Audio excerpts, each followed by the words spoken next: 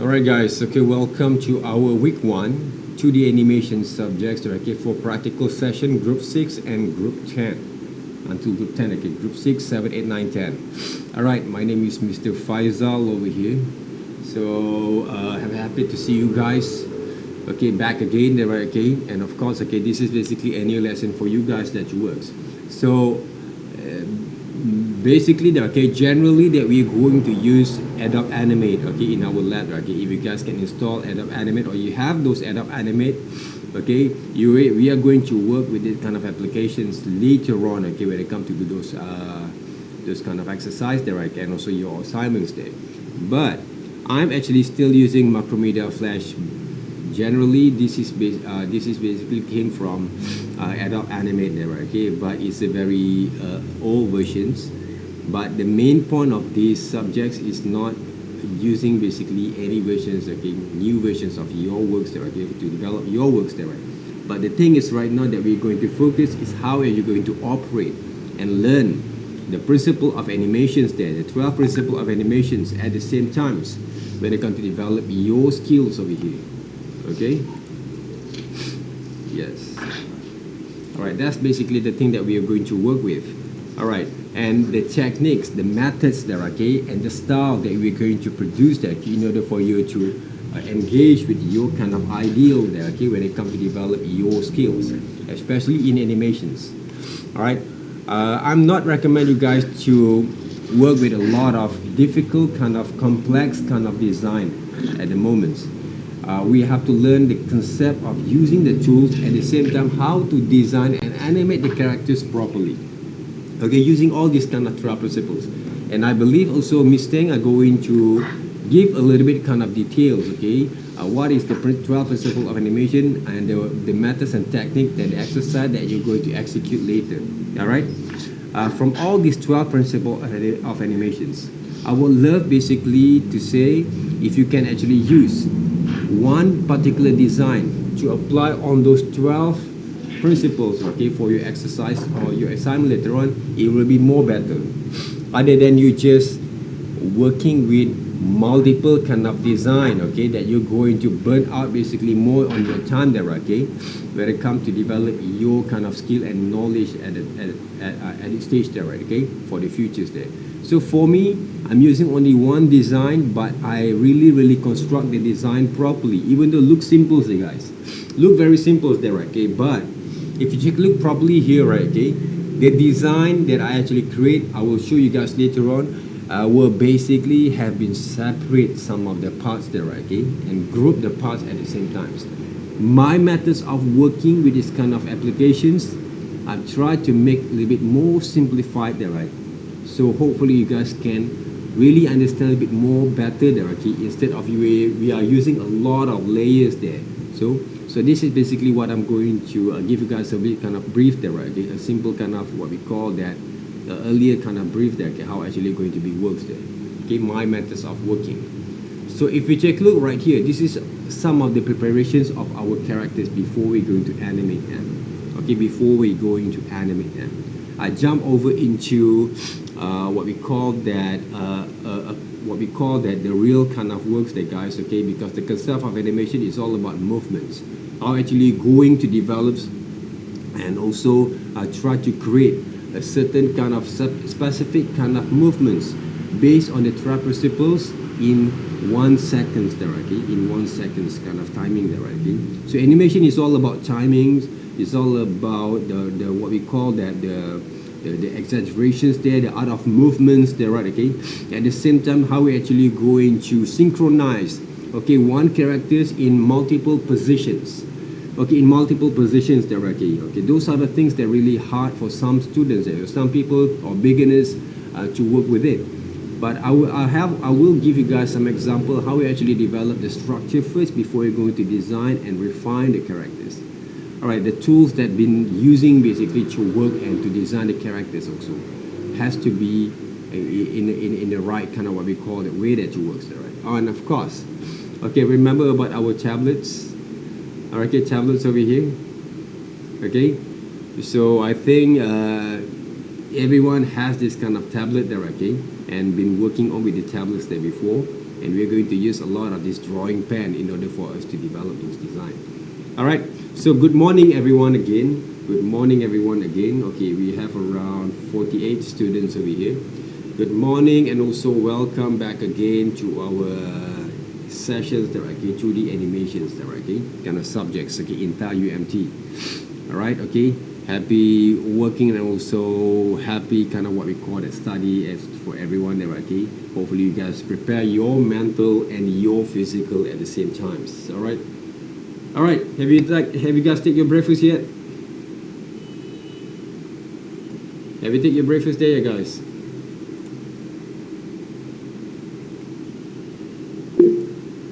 Yes, okay, good there, okay. Wilson, Vanessa over here, right, okay. Not yet, Vanessa. Elroy, no, okay. Kai Hin. All right. Where you guys right now, okay? Home or at hostel there, right?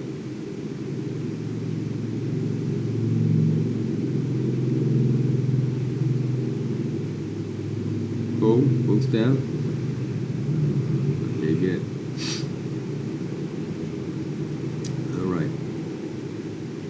Okay, I want to show you guys also some of the references that I have made there, okay, before. References meaning research there, okay.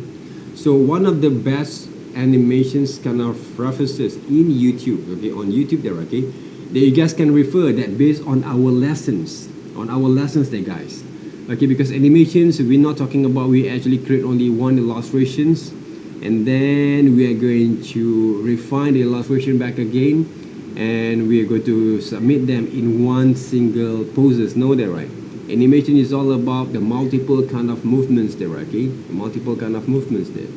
So one of those good sample of design, okay, good sample of design there, guys. I'm talking about design there, okay?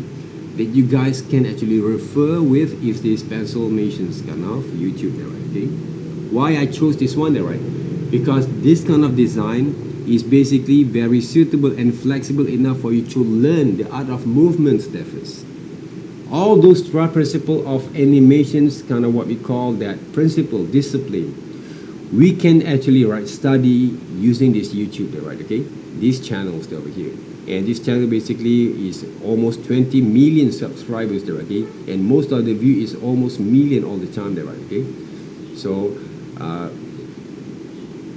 if you look back again, okay, all these kind of previous videos there, okay, 130 million view there, okay? So it's quite very popular, and also they actually create a very good revenue based on these animations there, based on these channels there, right? So that's why this is not a very what we call that normal kind of what we call that phenomenon that we saw from this YouTube there, okay, eras there, okay. But this is very, very unique, and also we're talking about a very simple ideas, but they can engage with a lot of motions there using this simple design. So that's what animation's for. Okay, even though we love animation like manga, JoJo, or whatever that you saw there, okay, but before we're going to go into that details in the futures and not basically this semester, okay, we have to understand the concept of animations there first. All right, understand the concept of animations there first. So if you guys basically have time there, okay, you guys can browse and look at this kind of animations to study back again how actually they produce all these kind of works there, okay. For example, like this one, okay, a very simple flat kind of design, but not this one. This is basically the what we call that. Okay, take a look over here first. Okay, let me go through that first, right, okay, the visual itself.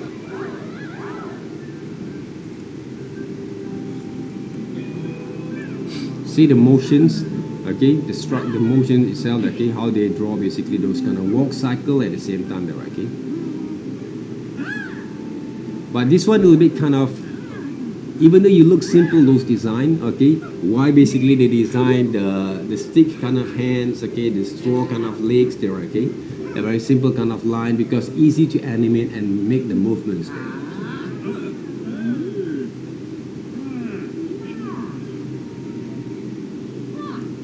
Even though, okay, when I actually talk to you guys, okay, they look quite easy for you guys to design, but it's not that quite simple there, okay, when you actually start to work with those animations, all right? Because when you talk about animations, there's a lot of tactics and tools, the trick itself, okay, to work with it. At the same time, okay, when design the characters, we want to create a personalities for each characters there. Personalities there, guys, okay? The exaggerations there, the expressions at the same times. That's the thing that we're going to go through. Not just only to design a very beautiful characters there, okay, but there is lack of soul, okay, in terms to develop those animations, okay. So if you take a look at all this kind of what we call the expressions, okay, the movement itself, they're full of personalities, they're full of expressions there, they're full of attitude there, right, okay. That's basically animation for. Okay, the design itself is a part of those elements that we actually can use to animate the art of movements there, to study the art of movements there, right? Okay, that's the things there, guys. I'm not saying that I don't like those Pixar animations, those 3D animations there, right? But we have to understand first the foundations of the art of movements there, all right? The foundation, the art of movements there, before we go to animate, design, all these kind of complex kind of characters in the futures there, guys, okay. So if you have good drawing skills, this is basically some advantage for you guys to study first the motions, okay, and also develop the flexibilities of your kind of skills, okay, before you're going to design any characters that you guys love to animate, okay. So first of all, please design good characters, great characters that you can animate, not the one that you hardly to animate there, okay. That's basically different things, all right. I will show you guys some of the few samples that I made, all right, and how actually our expectations there, okay, for us to work on it, and I'm going to demonstrate a little bit how actually I design those characters using the tools, okay, using the tools there. So if you check look later on how actually I work with this kind of design, okay, this is very simple kind of children's kind of design that based on the same characters there, guys, but they design different kind of styles there. So I will show you guys later on there, okay, how actually I design the characters using the skill that I have, all right. So the most important thing that we're going to develop to understand, or okay, to realize, is the skill that we actually can provide for these lessons, okay, for these lessons there, how you actually can twist it basically your mindset, okay, to design any possibilities that you imagine there right now, to develop basically those poses there, right, okay.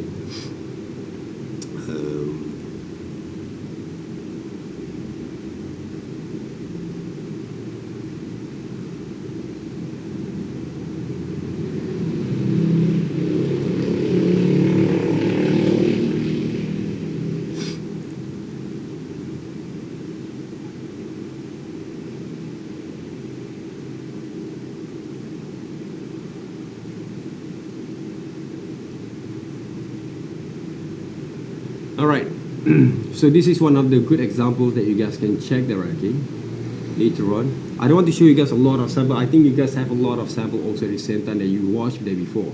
But this is one of the good example for the start and for you guys to learn the 12 principle animations. And of course, this kind of style also can be used to commercialize basically your works in the futures. All right. All right, that's the things that we actually can go through first, okay? Even though for the previous kind of what we call that projects that we have made for the students, or the student have been made for us there, okay, there has a lot of few different kind of sample of works there, okay, but if I can actually share with you guys over here, right, if I have it, okay, one there, right, and let me check the reference.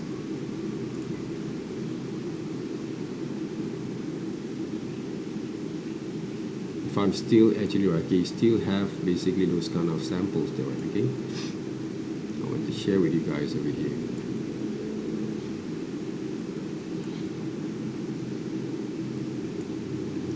So before that, okay, if you check look right now, how actually preparing basically this characters kind of model sheet there, okay, or model turn around there, okay, Some people say there are like is what we call that, the model turn around, okay, or model kind of sheets and also expressions, not sheets, okay, but sheets, right, okay.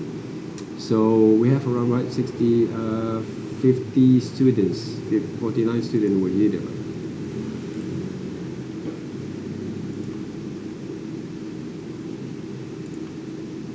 So if you take a look closely, it's over here. Okay, before I'm going to find some of my samples, the student samples that I have been what we call that conduct as a part of supervisors there. So I'm really happy with the students' kind of work, but this one basically came from those the animations there, okay, kind of subjects there, FYP projects there, from the students there. So if you take a look right here, okay, the way that we're preparing the characters, okay, why actually start with a very simple kind of shapes? Because when it comes to design the characters later on there, guys, okay, we must be able to design the characters in multiple positions but still can remain the form there, okay? That's basically the tricks that you have to learn when it comes to design the characters there. Of course, everyone can design characters from front view and three-quarter view, but how about side profile, back view, and also top or bottom kind of view there, okay? But we are not going to go through it too details there, okay? But we're going to ask you guys, okay, one of the best way to animate the characters, to develop those motions by working with a three-quarter view all the times, okay? All the times. Okay, if you take a look right here, okay, this is some of the samples that I've made there, right, okay? Some sample that I've made. Okay, all these kind of designing characters over here, okay? All these designing characters. I'm starting with the three-quarter view. Can you see there, right, okay? So a very simple kind of what we call that design, but had a very complex detail a little bit that I add from there. All right, that's the things that about the beauty of those design itself there, right, okay? And if you check, look closely over here, all those designs have been grouped there, right, part by part. Why? Because easy for me to make some changes. But I didn't use a lot of layers, guys. That's basically my tricks, okay? Because most of us, okay, as a students, we are going to work independently there, okay? At the same time, so we have a group projects there, okay? So every single person who actually design their own characters, you must be able to control your characters really well. Not the characters will control you. You can actually control your character based on your knowledge, your skill, and your imaginations. All right. That's why when it come to animations, there, guys, okay, we need basically to have a good kind of imaginations. And remember what I said there before. Imagination came from where? Where is it? Came from where there, okay? Imaginations. If you guys remember what I said there before. Where the imagination came, how can we imagine really well?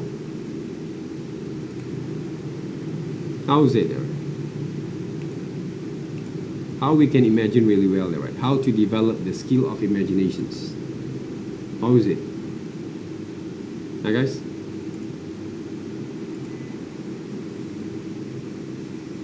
You guys know that, okay, how we're going to develop the skill of imaginations. How is it?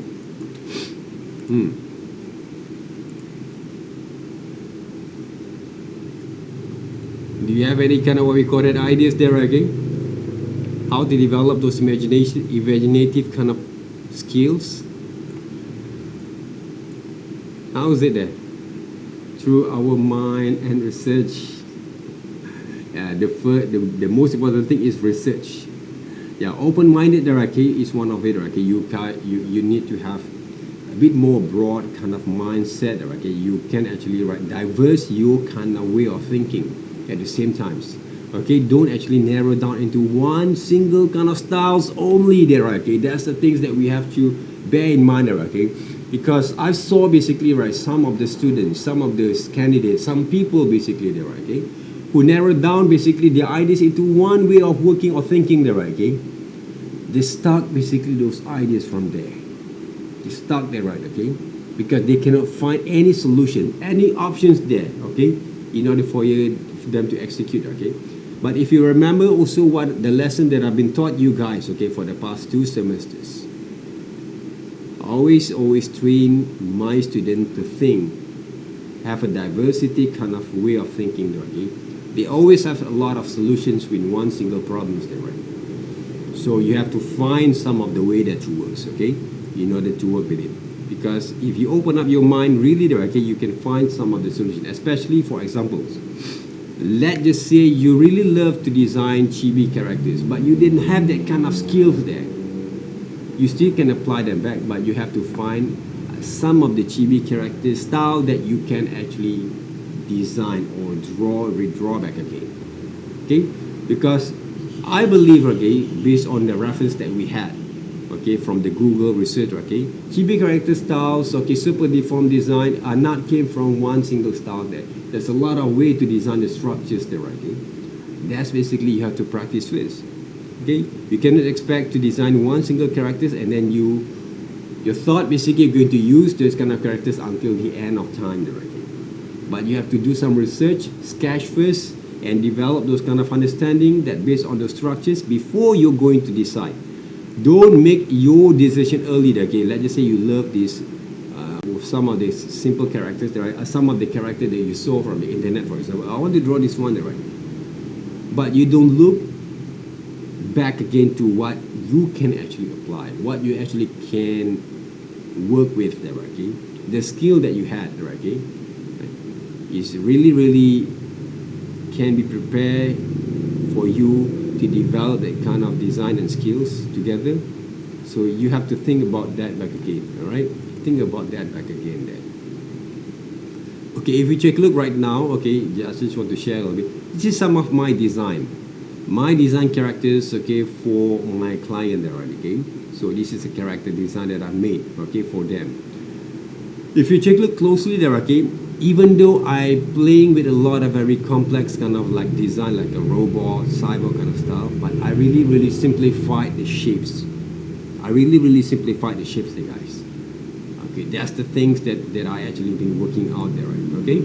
So you have to be smart when it comes to develop those skills, those kind of design. That's why I say, okay, we have to sketch properly there first. Okay, sketch properly there first before we're going to execute our design, okay. If you take a look right now over here, all right, I designed in 3/4 view this character because I think the 3/4 views are going to be a bit more suitable, okay, for this design to animate in every single kind of movement. You name it, any movements there, guys. Okay, if you draw and start with 3/4 view, your designer will look handsome there, right? Even though he's not quite handsome, this guy is not quite handsome, grotesque a little bit there, right? But they will look, the aesthetical of those characters will look better there, right? Remember, take notes on that. Design characters in 3/4 view, all right? So you actually can execute a lot. You can do a lot of walk cycle, jump cycles, any kind of motions, expressions there, right? Okay, using basically 3/4 view. Take notes on that. Please take notes on that. Okay, I don't have those kind of keynotes that I actually can record for you guys, but you can actually write, take notes from there. Okay, so please take notes on those kind of what we call that the things, okay, that I actually have been mentioned to you guys. 3/4 view is one of the best way for you guys to execute your characters. Not front view, not side profile there, okay? So remember, okay, those are the tricks. Those are the tips that you guys can use. Okay, I still try to find the sample from the students there, okay? To work to show you guys how it works there, okay? Some of the works from the students. But of course, okay, even though that's basically one of the best student works that I've been keep, okay, for my record there, okay. But I will show you guys what are the what are the difficulty, the challenge that the students basically have been faced, okay, in order for them to complete those kind of works there. All right. So I will share you guys later on, okay, how it works. So what are the things that I've been working on there, right? Let me check that first. Okay, yes, yeah, we have over here. Okay, guys, if we take a look over here, All right, this is the one there, guys. Okay, this is from Ming Xiao. Okay, one of my students over here. This is from Ming Xiao. All right, this is one of the girls there. Okay, one of the girl there. Okay, this is individual project from the FYP degree FYP projects. Okay, so I want to show about Ming Xiao there. Okay, Ming Xiao is one of those unique kind of students there. Okay, I've been teaching him there. Okay, animations there before, and he tried to mix up 3D and also 2D animations there. One of the thing about Ming Xiao, okay, he cannot design. He's had a hard time to design human characters. So I asked him there, okay, because he actually know how to incorporate with the 12 principle of motions there, okay. He know basically, okay, the method and techniques. But the thing that he actually have lacked is to design human characters. So I tell him there, okay, I told him there, okay, why don't you design animal characters there, okay, animal anthropomorphic characters, okay, but you actually can easy to animate them. Because the point of these animations projects, we want to emphasize the 12 principles there. So if your animation have this kind of cartooning 12 principle kind of motions, I'm sure can give you A. I say to him like that, okay. So of course, okay, after basically he submit these projects, there's a few number kind of what we call the argument came from the panels there, okay. But I actually really what we call that stress out there, okay, that this student deserve to get A because he actually have shown the understanding and knowledge, okay, how to develop those animation using the 12 principles there. And the styles is very unique. This is the type of animation that we want to see from the student projects. One of the way there, okay. So that's why I say, okay, these students really deserve, okay, even though they doesn't put any colors there, okay, they use very spot colors, only black and white at the same time there, okay, but they show basically the main kind of missions about these projects there, okay. So we can see the animations look fun enough, the animation also look quite very lively there, okay, doesn't have the kind of stiff kind of movements, all right, and all these expressions, the motion, the exaggerations, all the 12 principles that we actually can look and see and study, okay, and also evaluate from these motions. Okay, this is one of the good examples here, okay, of this project of the student, okay. But this one came from Heng Kang, okay. So this guy basically, okay, when he actually produced a storyboard, I really excited to see his final kind of works. But the problem is the guys, one only, okay. Because he's taking too long to animate those motions. Why? Okay, one of the reasons, because he's using human characters. And of course, he can actually solve the problem if he actually going to simplify the characters a little bit using chibi styles. But he don't there, okay, because he's quite very mysterious, and also he doesn't basically update with me quite some time there, okay, because maybe he's busy working with his motion there. Because if he basically update with me, I will solve some of the problem for him.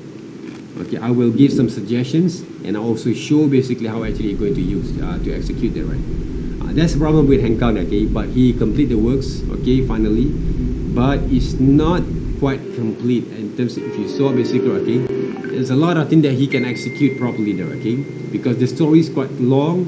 He doesn't actually focus too much on the motion itself, on the killer kind of scenes.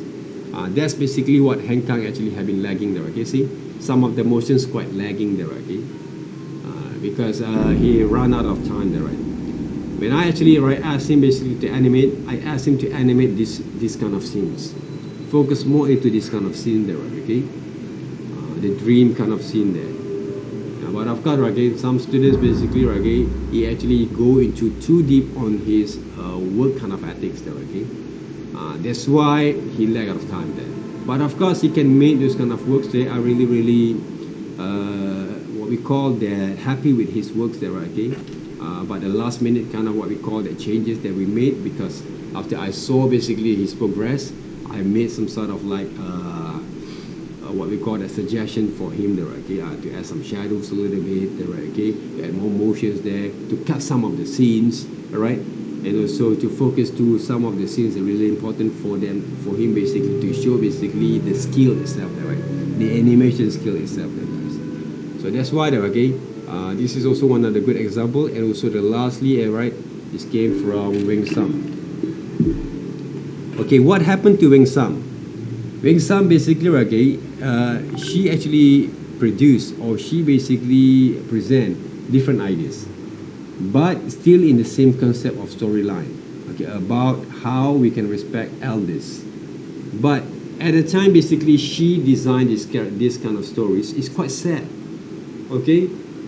All the stories about the soft story about the what we call the abuses of those parenting there, okay, and the what we call that the children's, okay, will keep neglecting basically their old parents there, okay. All those kind of sad kind of thing there, guys. Come on there, right? For me there, okay, in terms of the professionality kind of what we call that workings, I love to see a little bit animation, a little bit more fun, happy kind of things, okay, that you guys also can give a bit more, you guys, some energy, some positive kind of energy to animate those characters there. So when I talk to him, talk to her there, okay, and I ask her there, okay, why don't you change the story that based on the same concept? How basically these two characters, okay, the father and son, or father and also the grandfather and also the grandson, can play games together there, okay, but you can create the situation from there. So the story itself, okay, the what we call that the grandson thought basically there, okay, he actually know a lot of those games technologies, okay, in his era there, okay, but he never thought basically his grandparents also quite very good on those games there, right? So they actually start to create this kind of situations there, okay, situations, okay, they can play games together, and also suddenly when the grandson saw there, okay, his grandparents also quite good at the games, so they become click each other back again there, okay. That's basically the things that we actually can twist it our stories there, okay, using the same ideas, but you actually can diverge into different kind of way. This is what we talk about. You open up your mind to different kind of changes there, right? So, but not try to solve new problems or create a new problems there, but you can actually use the same problems. You have the same problems, you try to solve them in different way. All right, use, okay, your kind of abilities, your options, your kind of skills to develop different kind of way, different kind of perspective, different kind of point of view directly in order for us to execute our ideas. All right, that's why when you choose your subject matters later on when you design characters, when you get stuck with your kind of design, you can change into different subject there, okay, but please basically try to execute in different way. If you ask me, if you consult with me, okay, if you what we call it update with me, you can progress, and I will give you guys some examples there, okay, how we can execute, okay, properly from there. All right, so guys, that's basically one of the samples or from the students kind of works there before. I have a lot of samples basically directly that I want to share with you guys for today, okay, for you guys to see basically those kind of works there, right? So, and you guys can actually look into what you're going to expect them, okay, other than whatever that Mr. Teng are going to provide for you guys for our lecturing and for our module there at the same time. All right. What else there, okay? So, can we take, okay, a break for a while? Okay, this is around 9 o'clock, at 9:05 over here. All right. Okay, we take break for a while, okay? 5 minutes, I think. Okay, before we go to continue back again, so you guys can go for anything that you want there, okay? So before that, okay, anyone have any questions? You guys have any questions?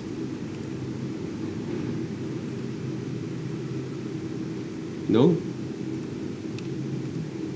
So if you take a look over here, okay, this design, okay, this character design that I've made.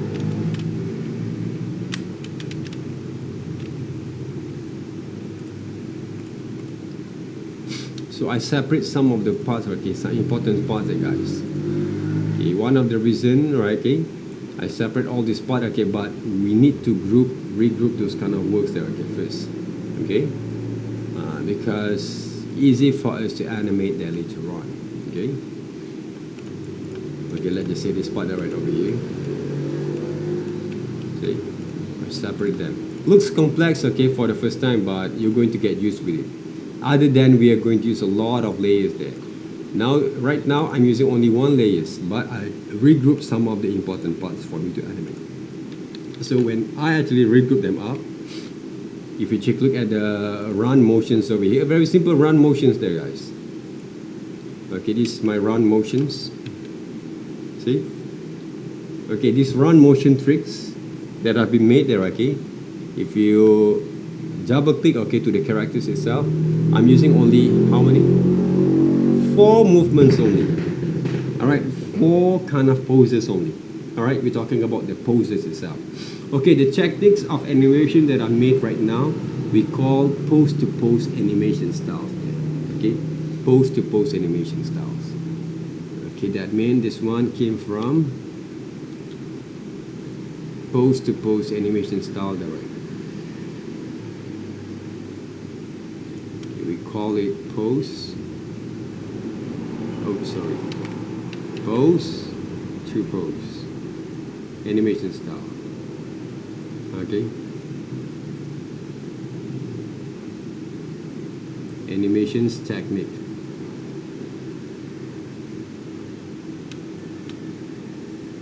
Okay. So the motion itself, okay, we are using some poses there, okay, to animate the characters. Instead of using bone, or okay, using all these kind of mechanical kind of things there, okay. So I'm using pose to pose, okay, because the pose to pose techniques of animations are one of the best way for the beginners and also the animators itself. Not only beginners, okay, for animators to execute those kind of motions properly.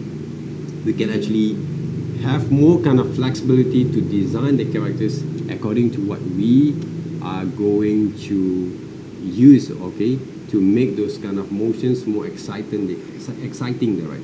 Okay, that's why I really recommend you guys to learn and study pose-to-pose animations there. Okay, and also one of those good examples of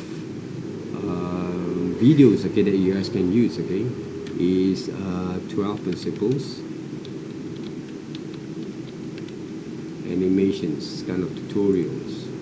Okay, came from, okay, this guy there, okay, full series from is Alan Becker's tutorials. Okay, how he explaining those 12 principles. So you guys can check basically these principles over here.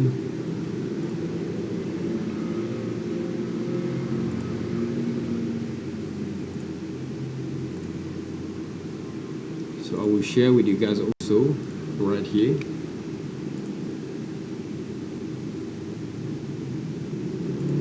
The 12 principle series. Okay, you guys can actually look back again. Okay, this is one of the basic exercise about those 12 principles there.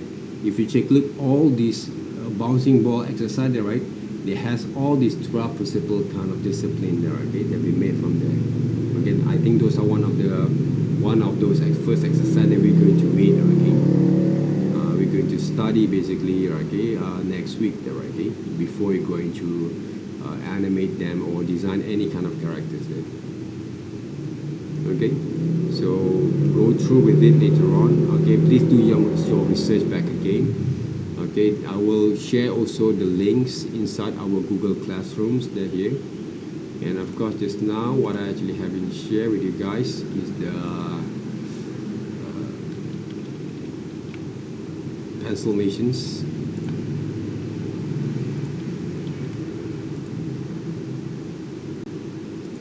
Okay. So you guys can check there, okay, these 2 kind of samples in order for you to make some revisions there, right, okay, make some revisions at the same times. So this is one of the good examples that I actually can share with you guys, okay, at the moments there, how it works, alright? Okay guys, take a break first, around 5 minutes, okay, and then we can start back again, alright?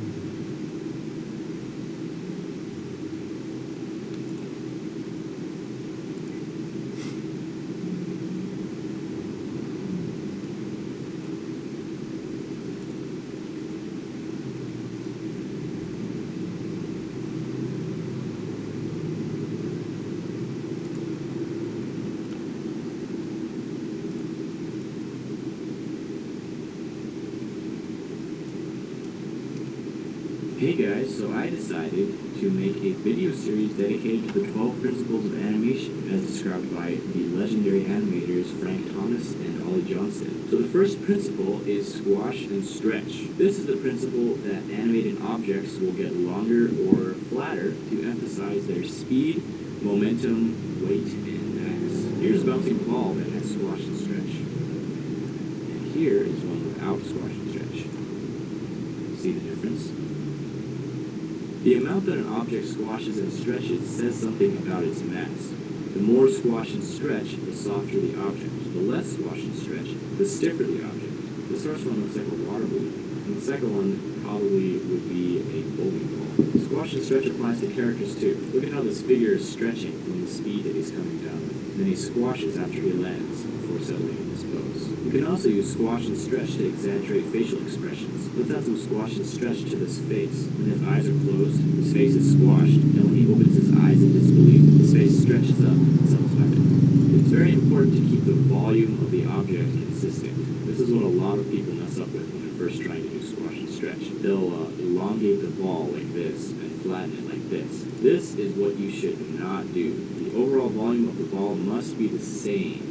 So as the ball gets longer, it also gets narrower. When it gets flatter, it also gets wider. The same goes with cubes. If you're going in with one line, the other lines must go in the opposite direction. The cube should start out narrow, get flat, get narrow again, and then rest.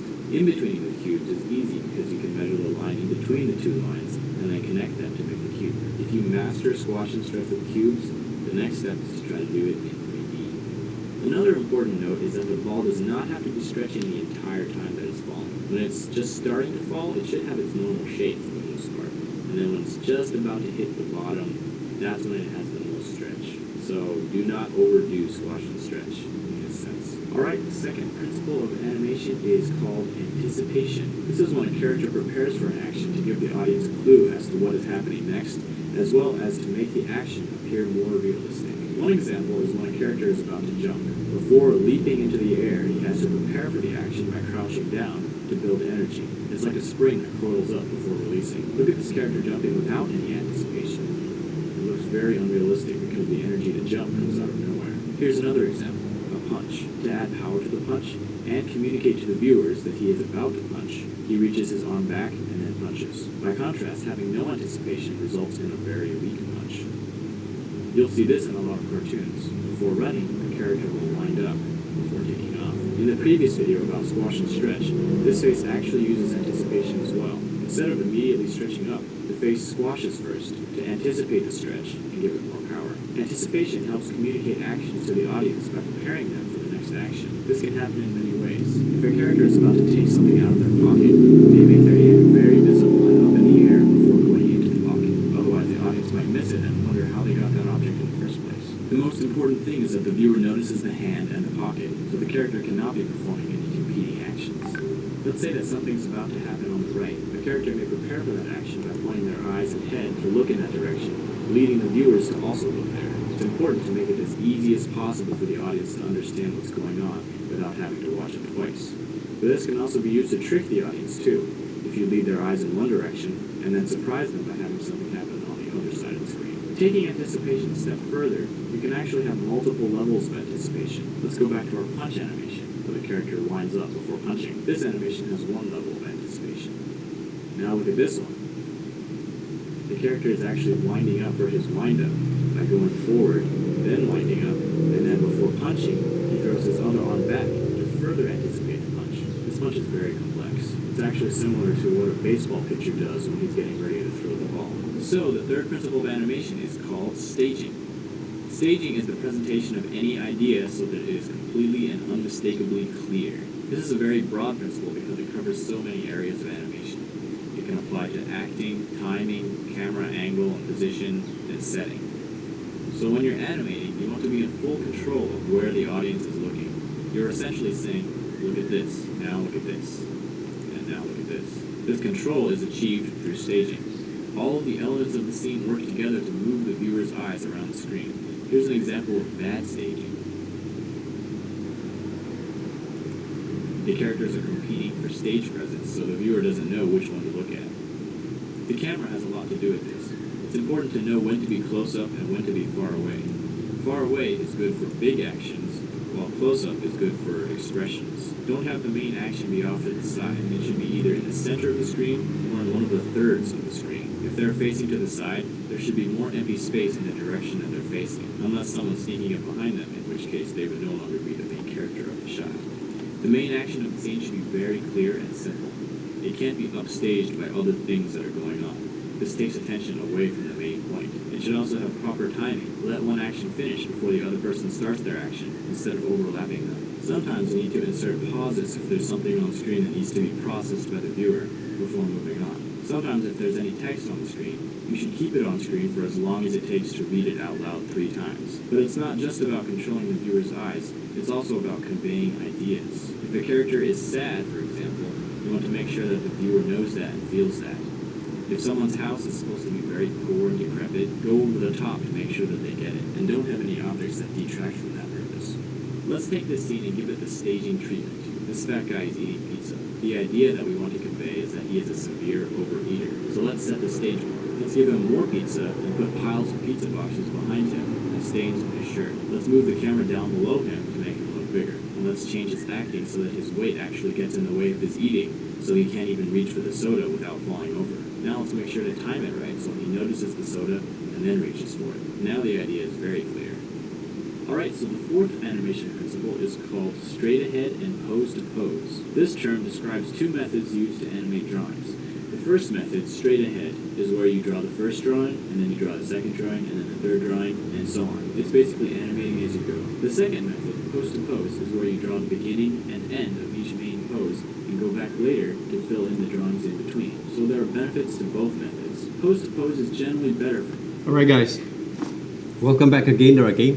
So if you take a look over here there, okay, this is basically some of those samples of those what we call that explanations, a very detailed explanation on the 12 principles there. Before you're going to go through with your lecturers kind of sessions, okay, your lecture second with Ms. Ting there, okay. So I give you guys a bit kind of earlier kind of exposures and knowledge that you can bring over to those sessions there, okay. So in terms for you guys to learn back again how it works. Alright, okay, this is basically a very good detailed explanation about the 12 principles there. Okay, so that's the thing that we're actually going through with it. Alright, so I think the best way, okay, for us to execute our sessions over here, I'm going to expose you guys, okay, with this kind of lessons, okay, for a while. Okay, there's around 20 minutes, okay, plus, okay, for these videos there. So you guys we're going to go through first, and hopefully you guys can learn something for this session, okay, in the early stage, right?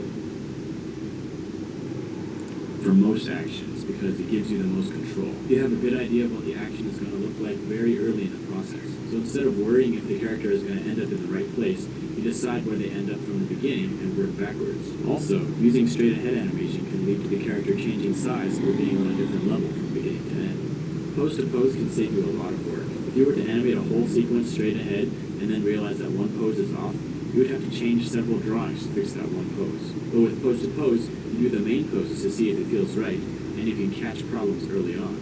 See? How good about the what we call that pose to pose animation. Examples of this include fire, water particles, clouds of dust, explosions. The reason why straight ahead works well is because there are laws of physics that work at a constant rate. Yes. Here's how I bagged 166% returns from NVIDIA from this one major phenomenon.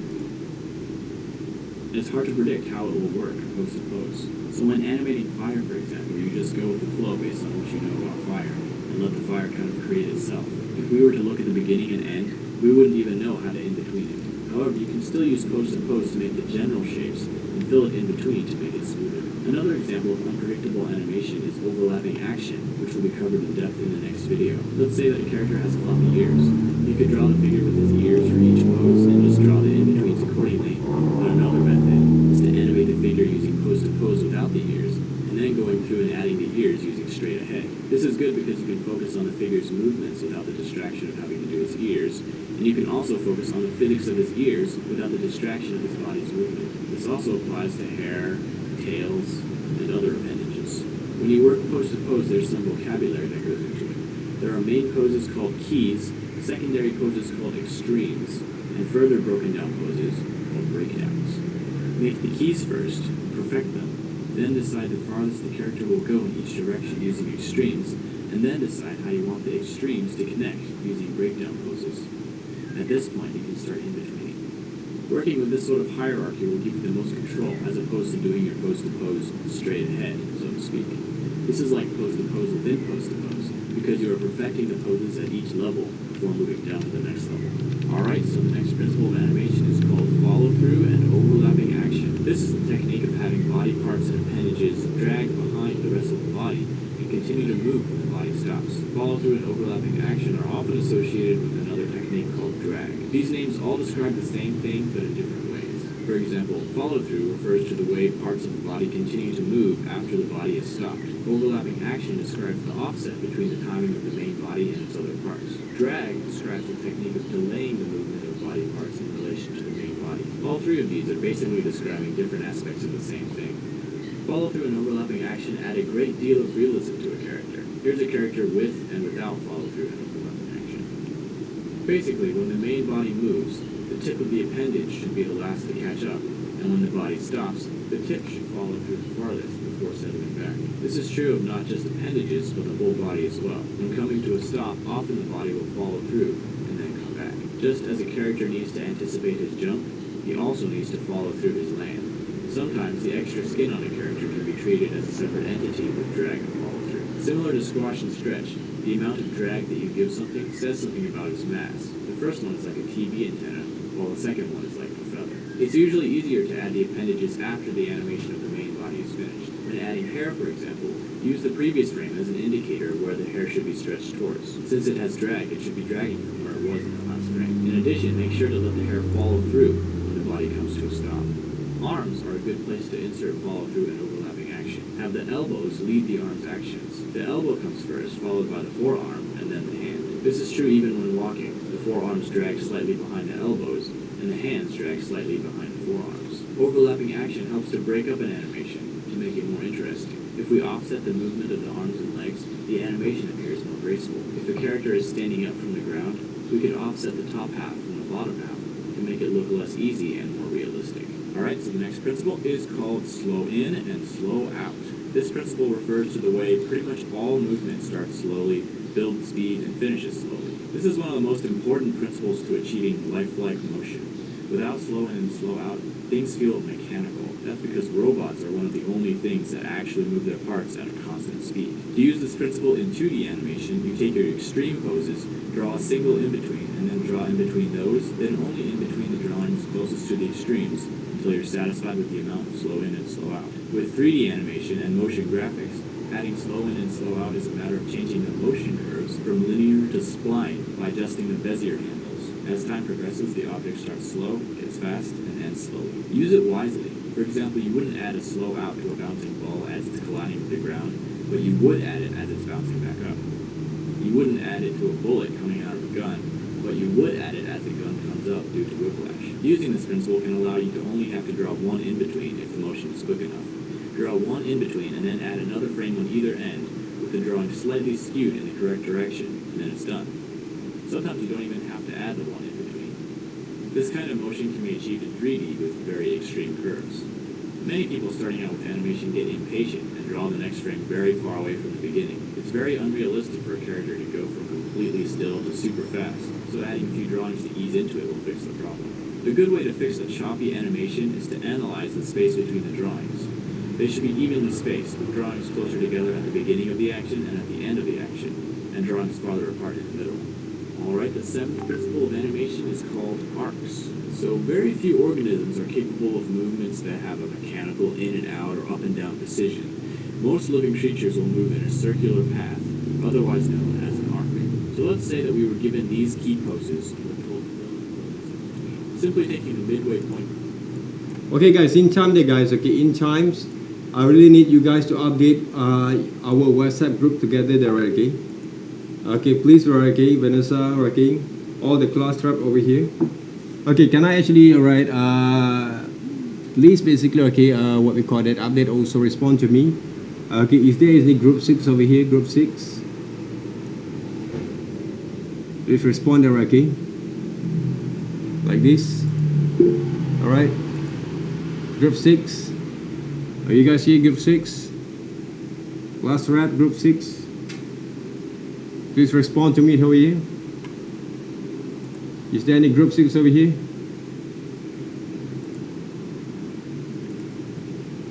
Hey guys. Group 6, group 7, group 8, group 9 and group 10. Okay, please respond to me. Group 10, alright, is it? Vanessa? Okay, good.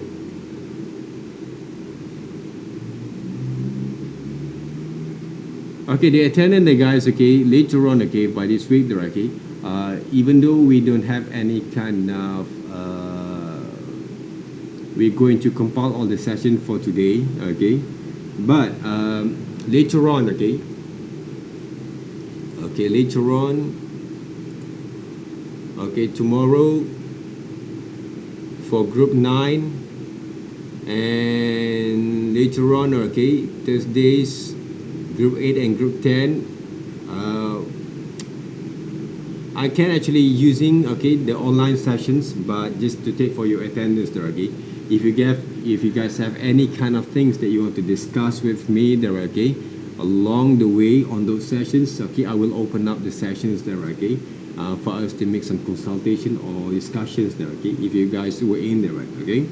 Otherwise, I just take those attendance and we can dismiss there, okay, because we actually have been go through for this week, okay, for today's sessions over here, okay, whatever that I'm going to share with you guys.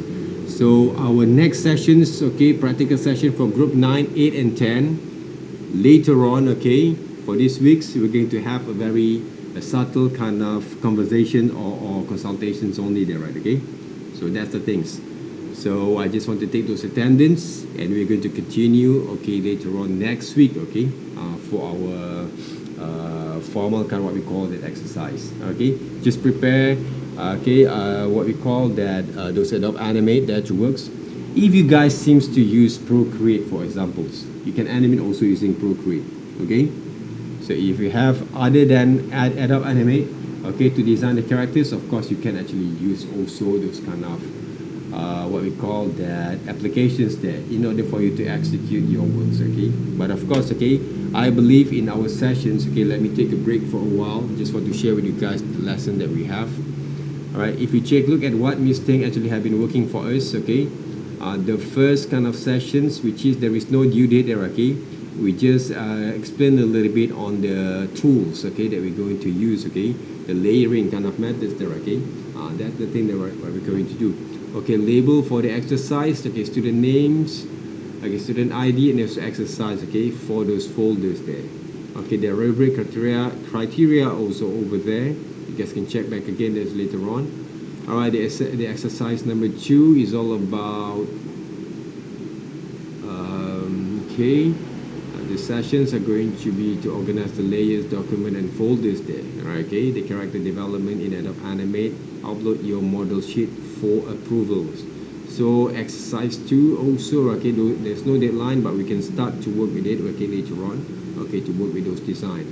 All right, exercise number 3 that we have over here, right?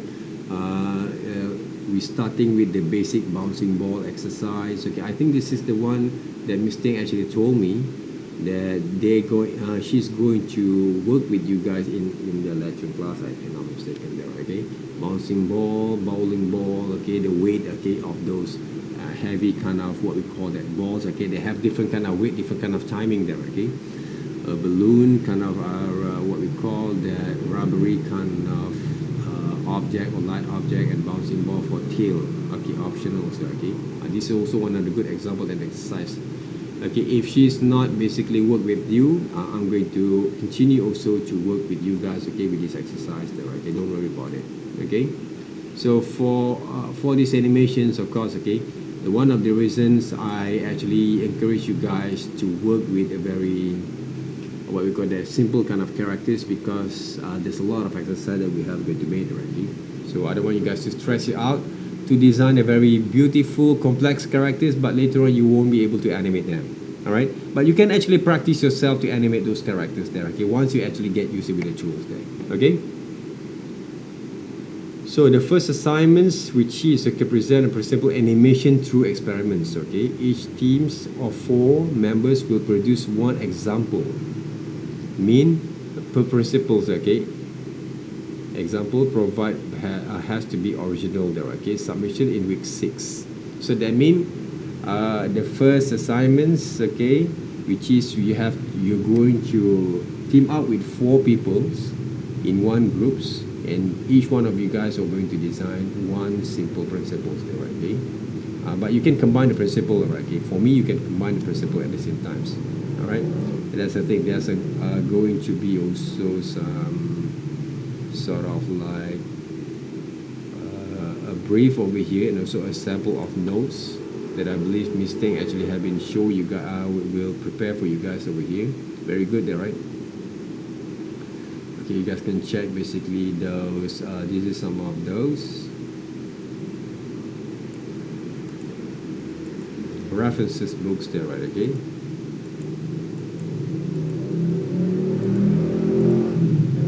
So if you check there, okay, how basically Disney been working with their characters there, okay, they actually study the real kind of animals there before they're going to animate them.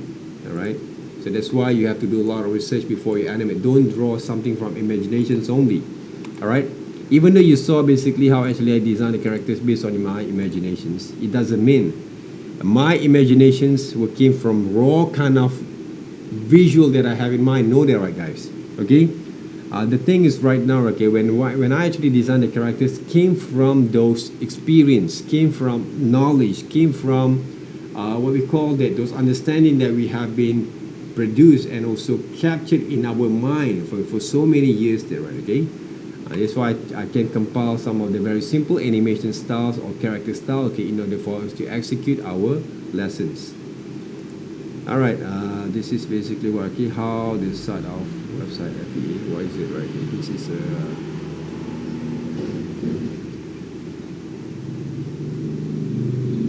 I think this is not basically some of the things that we actually can take off for those. This is basically a newsletters that were here. Okay, so please refer page 47 and 69 to 69. Okay, let me check that back again. Page 47.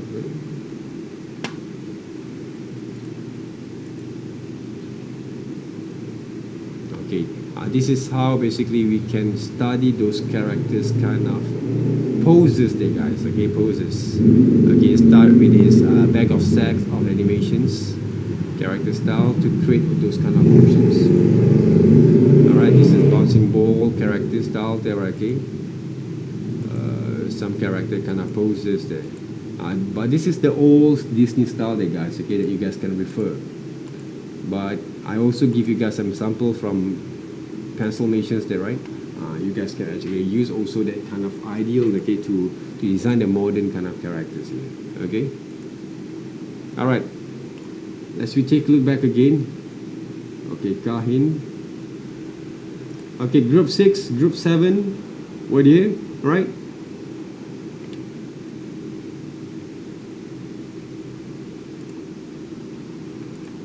Group 8.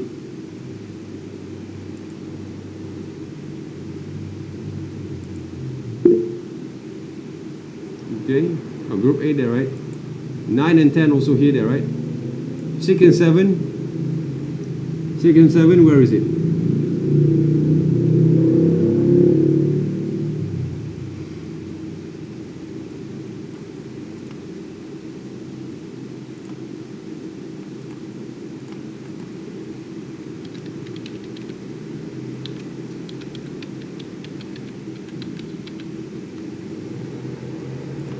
Okay.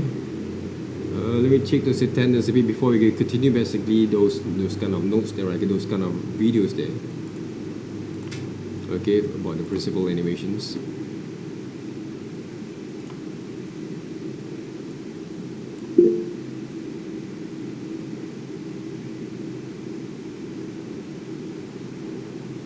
What do you mean there, right? Ashura.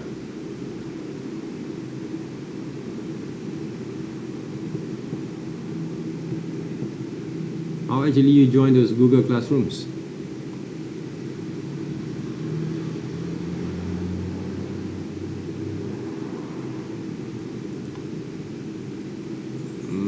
Way up there, right?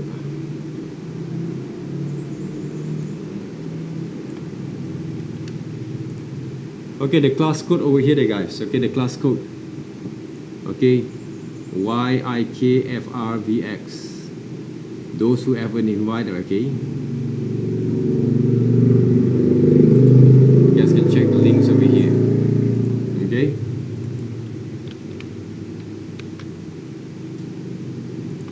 Okay, this is basically our class code there, right? Okay. For those who actually haven't actually get into the Google Classrooms, okay, please basically, right, okay, take those, okay, to join in our Google Classrooms over here. Okay, all right.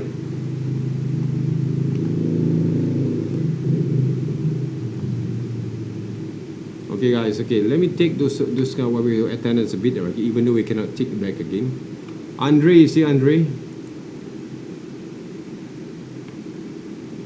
Chen Yi, Yen Sim,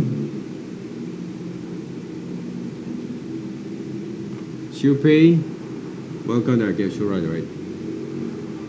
Texun, Jinting, Jacqueline, James, Jia Hui, Yi Hang, Wen Yin, Sheng Hong, Chi En, Shu Ying, Nelson, Chi Kang, Xin Yi, Min Yan, Shu Ying, and also Chi Hong. You guys were here there, right?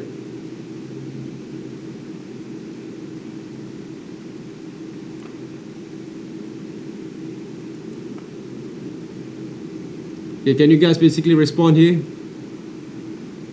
Andre, are you here, Andre?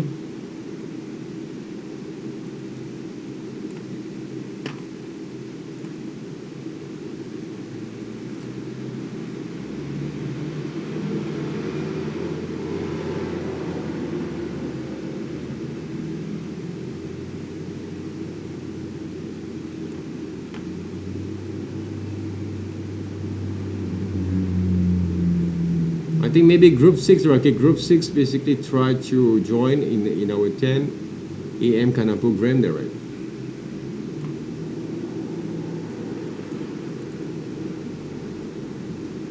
How about Ao Yong, Kok Lun, Dexter, Jing Yi, Zhen Qing, Wen Kai, Lisan, Rico? Are you guys here?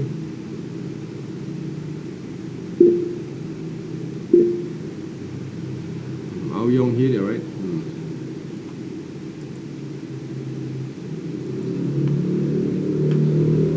Rico, Rui Feng, Sheng Wang, Puyu, Wei Jun, Yi Zi, Yan Zi, Yu Xuan, Zisheng, Kang Jun, and Xin Qi. Are you guys here? Yuk Ping, and also Kian Fat.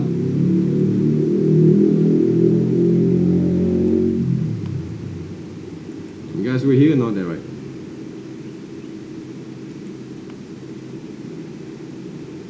That's okay. You guys can refer also on my YouTube later on there, right?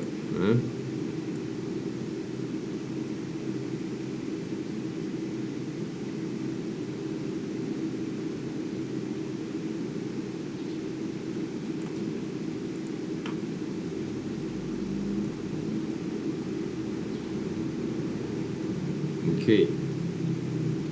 Alright guys, okay, let me continue there, okay, back again, okay, this video is there, okay, so you guys can check, look back again, right? Between the poses will not work because this looks way too mechanical.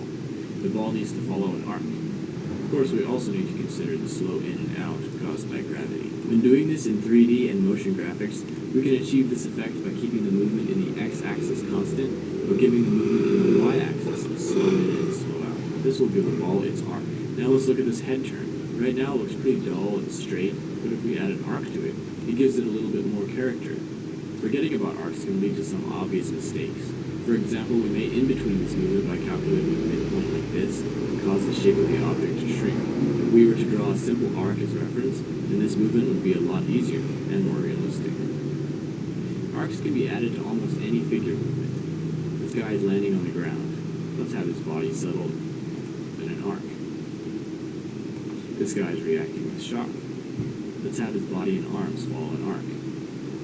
This guy is taking a step. Have his body move down and up in an arc before he even takes his next step. This guy is kicking. Have his leg and body follow through in an arc. When movements are very fast, you can add arcs in form of a smear. Take the beginning and end pose and draw an arc in between and fill it in the same color as the object, maybe slightly transparent, or fragmented towards the end of the action. Okay, the next principle is called secondary action. This principle is often associated with overlapping action, although according to Frank and Ollie, it means something very different. Secondary action describes gestures that support the main action to add more dimension to the character animation. For example, a character may be walking angrily. The primary action is the legs, and the secondary action is everything else. The arms swinging, the head bobbing, and the facial movements.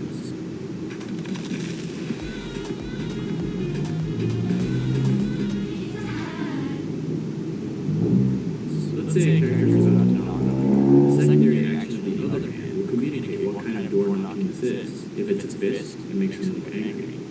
If it's dainty, it gives him a graceful, happy vibe. If it's tucked close while the head looks back and forth before knocking, it communicates that he doesn't want to be discovered. This guy is picking up a box. You can give him more personality by having him rub his hands together and twiddle them in the air while getting ready to pick it up. It's important not to let the secondary action dominate the primary action. If a figure has a sad expression that should be seen, and we are adding a secondary action of wiping away here, the hand shouldn't cover the face. On the other hand, don't let it go unnoticed. People might not even notice if there's a tear there unless you give it its own time. This is why the principle of staging is very important in secondary action. So let's take this simple bite animation and give it some secondary action. First, let's make him lick his lips to show that he's hungry. Next, let's make him close his eyes and have his eyebrows go up, showing that he likes it. Last, let's make him shake his head because he cannot believe how good it tastes. The primary action is the bite, but all the secondary actions add more dimension to the bite. So the next principle is called timing. This principle states that the personality and nature of the animation is greatly affected by the number of frames inserted between each main action. Basically, if you have many drawings that are very close together in between the two main poses, the action will be very slow. If you have very few drawings that are far apart from each other, the action will be very fast. Less drawings means fast, more drawings means slow. One simple action can have 10 different meanings depending on how many frames you give it. This man is leaning from one shoulder to the other, with no in between. It looks like his head is being hit by tremendous force, nearly snapping off his neck. With one in between, his head has been hit by a rolling pin or some other object. With two in between, he has a muscle twitch. With three in between, he is dodging the rolling pin or the other object. With four, he's saying, "Move it, get out of here." With five, he's more friendly, saying, "Over here, come on, hurry." With six, he sees a good-looking girl with a sports car he always wanted. With seven, he's trying to get a better look at something. With eight, he's searching for the peanut butter on the kitchen shelf. With nine, he is appraising something very thoughtfully. And with 10 entries, he is stretching a sore muscle. The standard frame rate for movies is 24 frames per second. If one drawing is made for each frame, 24 drawings per second, that is called drawing on ones. If one drawing is made for every 2 frames, that's called drawing on twos. and every 3 drawings is 3, and so on. It's actually very common to draw on 2s rather than 1s for a few reasons. First, it cuts the amount of work in half. Second, it actually makes slow actions look smoother than if you were to draw every frame, because the precision needed to draw in between 2 very close drawings can lead to the animation looking jittery. Some would also say that drawing on 2s is better for fast actions as well, because it gives a sparkle and spirit to the animation that would otherwise be too evenly timed and less lively if it were drawn on 1s. But drawing on 1s is necessary when there's a very fast action that needs to be read, often a scramble or a flurry of activity. And it's also everyone's choice how many drawings to put in between poses. Some people draw more or less frames depending on how much movement there is, and this can give a very dynamic effect to the animation. So the next principle is called exaggeration. Basically, every action, pose, and expression can be taken to the next level to increase the amount of impact on the viewer. So the early animators at Disney would get confused because Walt would tell them to add realism, but then when they changed it, he would criticize the result because it wasn't exaggerated enough. In Walt's mind, there was probably no difference. Making it more realistic didn't mean make the physics and proportions more consistent with reality, but rather make the idea or essence of the action more apparent and readable. Okay guys, about the exaggerations, is this one of the best kind of way for you guys to make your characters' motions look more exciting? Okay, that's why take a look close and focus more on the exaggerations of the animations there, okay, for the characters itself. Alright, so exaggeration is one of the best way for you guys to make some excitement kind of movements for your characters there, to give more better kind of way of soul when you design the characters later on there, right? Feel. So if a character was sad, make it sadder. Bright, make it brighter. Worried, make him more worried. Wild, make him wilder. Exaggeration doesn't mean more distorted, but more convincing. It's amazing how you can always add exaggeration. This animation looks finished, right? But let's give it some exaggeration. Now we'll compare the two. The first one definitely looks less powerful, even though earlier we thought it was finished. When motions are quick, the exaggeration needs to be bigger in order to be noticed. This still frame looks way too extreme to be realistic, but when you play it in motion, it looks less extreme. That's because a lot of the frames that your eye perceives in a short time are less extreme frames, and only one of them is very extreme. So in order to boost its presence, you can either make it stay on screen longer, or make it more extreme. Since it's hard to tell how much room you have for exaggeration, a good rule to follow is to push the exaggeration level until it actually becomes too much. Then wind it back until you're satisfied with it. This way you see the whole range beforehand instead of shooting in the dark. So the next principle is called solid drawing. This principle is about making sure that forms feel like they are in three-dimensional space with volume, weight, and balance. One thing that makes animating a lot easier is being able to draw a figure from all angles. This requires knowledge of three-dimensional drawing. For example, when drawing a line on a sphere, it must follow the contour of the sphere's surface. A straight line instantly makes a circle look flat. When drawing cubes, avoid making parallel lines. Lines should be bent towards the vanishing point, otherwise it will look like a flat symbol or logo. When doing a rough pass of the character, use basic solid shapes like spheres, cubes, and cylinders to construct the character instead of circles, squares, and rectangles. This will help you be mindful of the space they're in. Another thing you can do is draw perspective lines on the ground. Keep track of their distance from the camera, so that you can know when to draw them bigger or smaller. When moving on to the clean line version of your character, be very mindful of overlap and try to include it whenever possible. Without overlap, everything appears to be on the same plane, but just adding a single line here and there can define where surfaces come out and where they recede. Another thing to know when doing lines is to avoid symmetry. Symmetrical lines look flat. Try to pair a straight line with a curved line, or offset two curved lines, so that it looks more natural and dynamic. The principle of solid drawing applies to 3D animation as well, in regards to portraying weight and balance in the pose of a character. For example, avoid what's called twinning, which happens when the arms and legs and other character features are doing the exact same thing. This is a known affliction that animators have to make a conscious effort to avoid. Instead, lean it over to one side, or put one hand on the hips, or give it a slouch, or do something to show that it has weight and has to keep its balance in a 3D environment. Alright, the last principle of animation is called appeal. Basically, characters in your anime should be somewhat pleasing to look at. They should have some kind of charismatic aspect you like about them. This doesn't only apply to the hero of the story, but also the villain and every other character.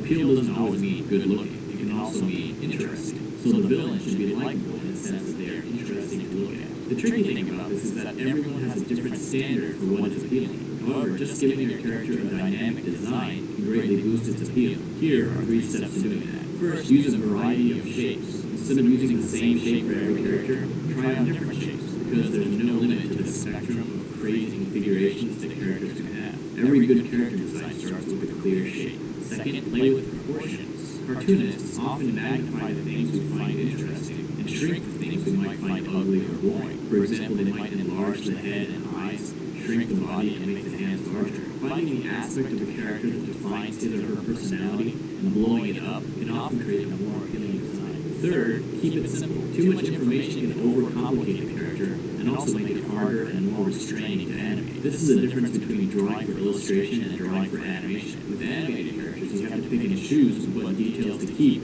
because you're going to be drawing those details hundreds of times.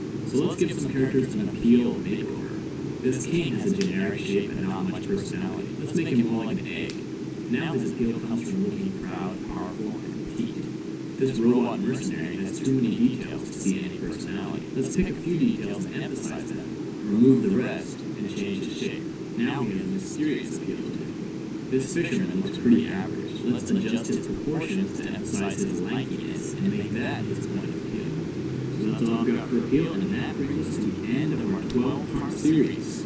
So thank you for watching it. I had a lot of fun making it, and I actually learned a lot about animation too. I do plan to continue making these videos, and next I will be covering walk and run cycles.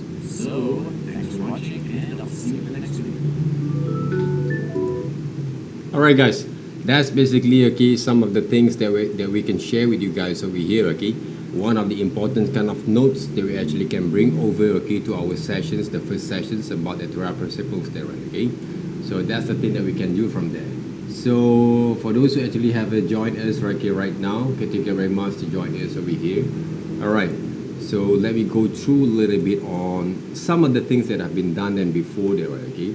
If you click at how actually animate all these characters, okay, using basically, okay, if you actually doesn't know the technique itself there, okay, a problem for this is going to be a quite problem for you guys to animate the characters, okay, because you're going to have a lot of works that you have done from one single kind of motions. But for my kind of methods that, okay, that actually have been developed, okay, not only for the lessons but also for the production itself there, okay, is by using, okay, that I've learned also from my Sifu, from my master there, okay, which is using a 5 key of motions. 5 key of motions there, okay. But this one I'm using only 4 kind of motions there, guys, okay, the walk cycle itself. A lot of people have struggling enough to animate the walk cycles there. If you check look right now, it's a very simple kind of pose to pose animation using only 4 kind of movements. Even though you can add more kind of movements in between those motions to make it look more better, okay, but if you can actually animate the motions like this, only using only 4 kind of motions, it will be more better for you guys to work. Okay, one of the techniques, one of the methods that I'm using there, okay, in order for us to animate the characters there, okay, before we're going to design or animate the characters there, okay, if I want to share with you guys over here. This is basically the 5 key of motions that I've made, okay, 5 key of motions there that I've made, okay, check look over here, 5 key of motions there that I've made. So one of the way that we actually can use to animate the characters, right, or to design the characters by working with this kind of gesture line drawings there, gestures line kind of motions, okay. Plan the motions there first before you're going to refine the characters there, okay. So I'm using a lot of this is basically the key motions, okay, the design that have been made, okay, before. And when I start to what we call that, try to study basically the motions, I want to make this guy punching there, right, okay. What I did, I developed those kind of gesture line drawings about the poses itself, all right. Okay. Alright, let me open up my cameras over here, okay. New environments over here, okay. So, If you take a look back again, okay, the motion itself there, okay, to animate the motions, the things that we need to know and understand there, guys, okay. First of all, how we actually going to imagine the poses itself, okay. Imagine the poses itself there, right. So you have to act as a characters there, okay, when it comes to animate them, okay. That's the thing, okay. To punch them up there, okay, you have to exaggerate those kind of motions there. One of the best way for you guys, okay, as animators or animation students, okay, to animate the characters is by acting those kind of characters, kind of movements there, okay. So the art of this kind of motions, I'm using only 5 different kind of key drawings, 5 different kind of key poses basically to animate them. So you have to imagine them. How to imagine? By acting them back again, okay, using whatever tools that you have, using whatever kind of device, okay, cameras there, okay, your phone, okay, to record the motions. So as animators, you have to animate, you have to act for your characters, okay, you have to act for the characters, okay. So normally, okay, as a students, right, as animators, okay, normally, okay, the movement itself, the movement of animations, all right, normal kind of student people there, okay, or live actions, if they want to punch, sometimes they punch like this only there, right. But to exaggerate those kind of motions, I'm going to move a little bit my kind of bodies over here, move a little bit my kind of body there, to make the motion a little bit more exaggerated, guys, okay, to make the motion look more exaggerated, guys, okay. That means if I want to animate, okay, I will imagine basically the poses that I'm going to draw. Maybe this is the first kind of what we call that positions there. Then if I want to animate them, right, okay, I'm going to throw the punches there, okay, I will exaggerate a little bit, exaggerate a little bit. 1, 2, 3, 4, 5. 5 drawings there. 5 drawings that I actually made there, okay. So that's basically one of the acting kind of way that we actually can teach ourselves there when it comes to animate those characters there, guys. Okay, that's the thing that you have to bear in mind. If you want to animate the characters, you can actually imagine as a part of your characters there. That's why when we design the characters, you have to be in that characters there, right? It doesn't mean you have to be a good actor there, guys, okay, but you can use that kind of research or learning experience there to work with it, okay. Because in characters kind of design, let's just say like walk cycle there, okay, I'm using a very simple kind of walk cycle, okay. You walk 1 and 2.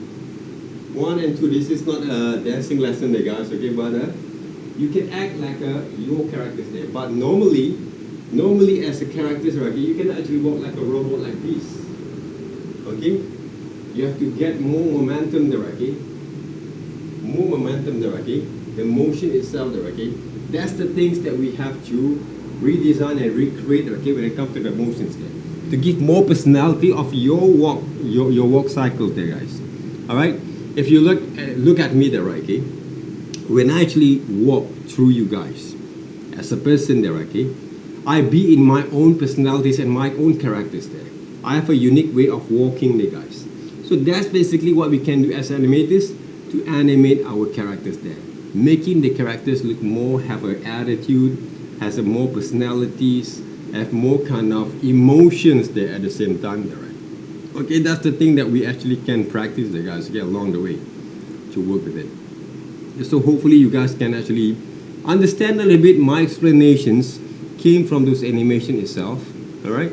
So before we're going to draw all those kind of details, make sure you actually can practice your kind of way of approaching your kind of gesture drawing kind of skills there before you're going to animate them, all right.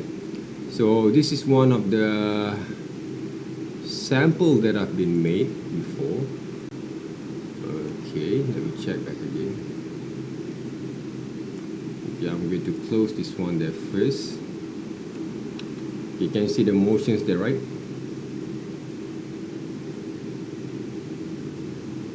Okay, 5, I think 1, this is going to be 2, 3, 4, 5, 4, 5. All right, and I add a few kind of in between there, okay, to give a slow, fast in and slow out there, okay? One of the principle of animations over here. All right. This is one of the way basically we can work with it. And if you take a look at my designing of these characters there, I designed these characters with a lot of simplicities there, okay? And this one is one of the animation movements that I made for two different characters there and two different kind of timing there, right? Okay. Check a look there, guys.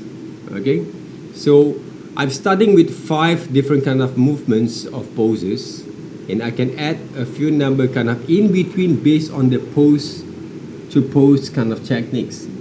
So pose to pose techniques is one of the best way for you guys to execute any kind of motions there, especially in character motions. But straight ahead animation, just like what basically Alan Becker actually have been explained just now, is good for to design a very special effect kind of elements like fire, wind, clouds, smokes, they're okay. We can use straight ahead. But for character motions, I really recommend you guys, okay, recommended you guys to use, okay, pose to pose kind of techniques, okay, how to remain basically those kind of proportions. That's how actually we're going to learn later on there, right? Okay, how it works. Okay, that's why the gestures line drawing, the basic structure is really important when you're going to design those characters. Where is it? The actions. Okay, this one. Okay, this is basically my preparation for the character. Even though I've changed a little bit on the proportions there along the way. All right. So, but if you check a look right now. Okay, this guy there, okay, this blue boy there, right, okay, they have a certain kind of proportions there, and I'm starting with 3/4 view. Take a look there, okay, the side profile doesn't look nice. Even the front view also doesn't look right, okay, doesn't look right nice there, okay. So I really, right, okay, apply back again this kind of design that based on my kind of understanding and needs that it works. All right. If you take a look at how actually I design all these characters, I group all those parts there together. Okay, I group all those kind of parts together there. Right? That's the things. That's one of the best way for you guys to execute that. All right, I prepare all those kind of motions there, guys, first before I'm going to animate them. That's why plannings of design is really important for these lessons. Okay. Before you're going to design all these characters over here. So I'm trying to simplify the characters first before I'm going to animate them. Okay, running there, okay. There's a lot of tricks of runnings. This is also one of the ways, speed up kind of runnings there, okay. I play with some emotions only. So a lot of way in terms of creativity so you can develop those kind of works. But of course, if you actually really want to develop those kind of skills, make sure you watch a lot of animations from now on. Okay, then you can learn also from there. All right, this is one of those previous kind of walk cycle that I've made using only 4 drawings there, guys. 4 drawings only. They can look there, right? Of course, we can use 5. It doesn't mean we can use 6. Okay, we still can add more kind of poses of movements there, okay, in order for us to make those kind of movements look more smoother there, okay, that kind of things, okay, more flowing there, okay. But for me, for the beginning, okay, for the beginners, okay, to learn about the walk cycles, especially in 3/4 view, we can start with 4 different kind of movements there, right? So understand first the art of movements, practice a lot at the same time so on your drawings in order for you guys to execute that, right? Okay, guys. So this is one of the things that we can share with you guys over here before I'm going to go through with the tools there, right? Okay, but the tools that I'm going to show you guys is a very general kind of tool that you guys also can use for Adobe Animate later on. This is a Macromedia Flash there, okay, Professional 8, a very old versions there, right? Very old versions. Okay, take a look over here, one of the design that I made. Okay, I started a very simple kind of design there. Okay, very simple kind of design there, okay. All start on 3/4 view at the same time. What else there? This is the sequence. Okay, let me show. I will show you guys all those kind of design work that I've done there before. Okay, this one is characters is not having any kind of limbs, any kind of parts, body parts, right? Okay, but I designed a few simplified kind of works from there. Where was it? This one is my characters there, guys. See, my characters there. Okay, let me check, okay? I love basically design all these kind of simple characters, but look more solid there, okay, for us to study there. This one is a ghost characters, all right? Ghost characters there, okay? I haven't animated these characters yet, all right? I think I have animated before in our classrooms, okay? Just for my exercise there, right? Okay, but not for these sessions over here. See how I actually design those characters over here. What else there, right? Orange jump. Okay, this is one of my characters there, okay? I'm testing basically the animation itself there, right? I'm testing the animation itself there. Okay, I'm starting also with 5 different kind of keyframes there, right? Okay, keyframes that works. But I'm still developing these characters, right? Okay, these characters there before. This is some of the poses. Okay, key pose. Okay, for the scene itself. See, this is basically some of the animatics key pose there, okay? Before we go to animate them.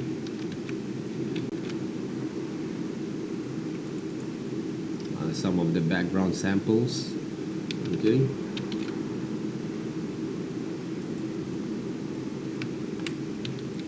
These some of the concept kind of design that I create. Some of the action poses there, guys. So here, take a look at it, guys, okay? See, this is some of the preparations of those design. All right, let's just say in animations, you don't want to design a human characters. For me, right, okay, human characters, you can actually simplify them, or you want to design non-human characters. Also can be a very interesting kind of way to approach those design, guys, okay? Interesting way to approach those design, right? So if you check it out, okay, how actually preparing these characters over here. All these kind of poses that I made can be animated later on, or we can use also these poses to join the sequence, okay, to combine the sequence there. But still, if you take a look at, okay, how I actually execute them, I'm using 3/4 view there, guys. That's basically one of my tips. Okay, you want to animate efficiently there, okay, start with the 3/4 view. Okay, and then you can actually design these characters in what we call that model turnaround there, okay. I think I have animated these characters there before. Where is it? Oh, this one there, right? Huh? See? I animate these characters over here. How actually I exaggerate those characters there, right? I'm using the pose-to-pose kind of techniques. Okay? So make your kind of motions look interesting, say, guys. Okay? Make your characters look more interesting, say. That's the thing that you can go through with it. So make your animation also look timeless. Your design will look timeless there, right? Okay, it doesn't mean, okay, appealing doesn't mean you have to make some interesting kind of characters only, but you can make some unique characters but look timeless there. So from my what we call that professional kind of point of view, this character that I create were timeless there, okay? I can actually animate, I can use these characters even though if I'm not around anymore there, right, okay? I think my kids also can use these characters later on, okay? To animate, to improvise, okay, to make some upgrade version of it already, because they won't be able to have a deadline or very expiring kind of date for these characters there. People can appreciate in any kind of generations in the future, okay? Even though they want to create these characters a bit more like a 3D kind of application motions there, okay? 3D kind of models, go ahead, guys. Still can be relevant there, okay? So that's why when we design the characters, please think about those kind of what we call that design properly there, okay? That's why we have to do a lot of sketches there, right? Do a lot of sketches from there.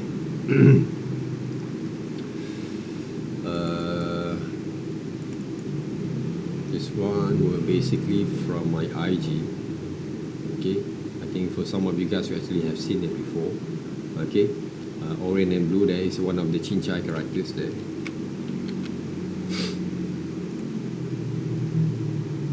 okay, about our planning there, okay, in terms of designing the animations, okay, you must also learn how to preparing to design the storyboard. Okay, storyboarding there, right?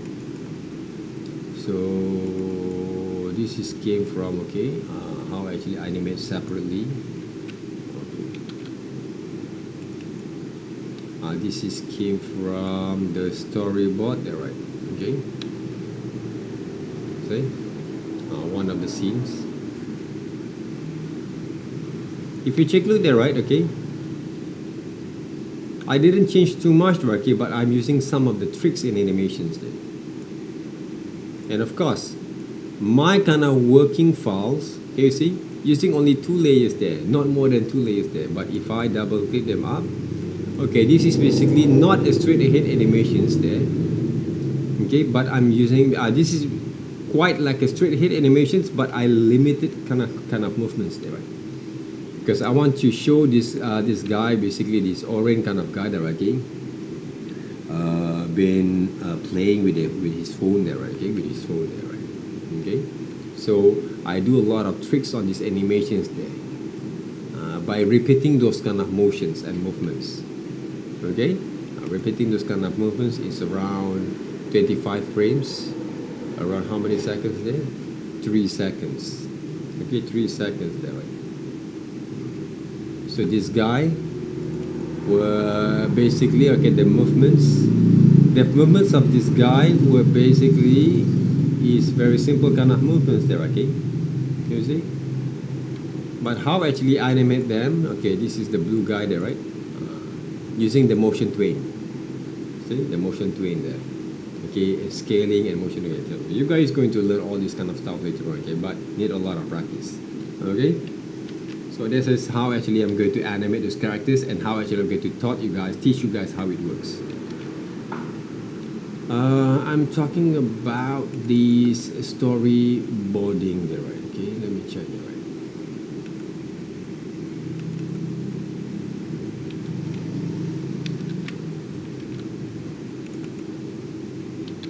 Here's some of my studies on the characters. Oh, this is some of the scenes. Okay, just now that you saw that, right?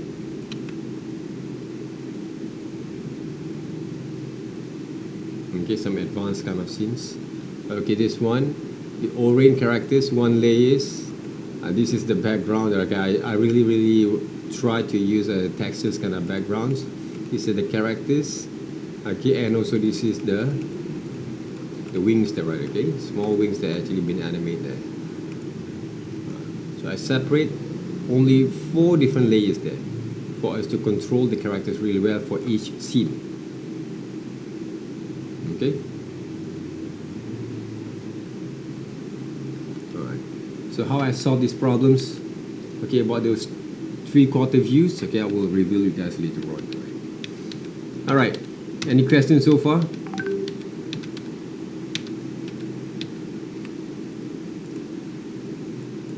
Okay, character turn around. See, if you design the characters, okay, in the right way, okay, if you guys really design the characters in the right way, it's easy for you to create the model turn around over here.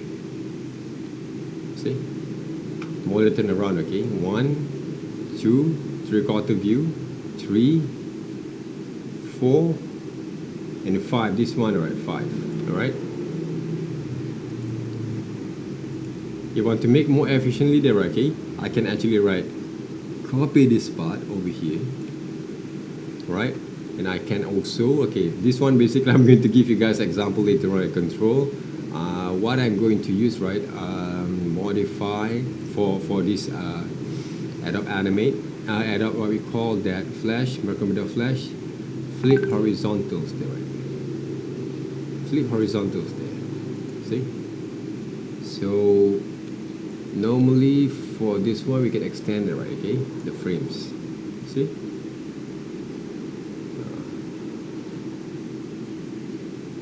Other than basically, okay, you have the skills, you also need to learn how to work smart in animations. Okay, in animation you have to work smart. Okay, in terms of designing the characters over here. See? Is the illusion of those visuals there, okay? The illusion of those motions there. You see? That's how it goes. Okay, the illusion of those motions.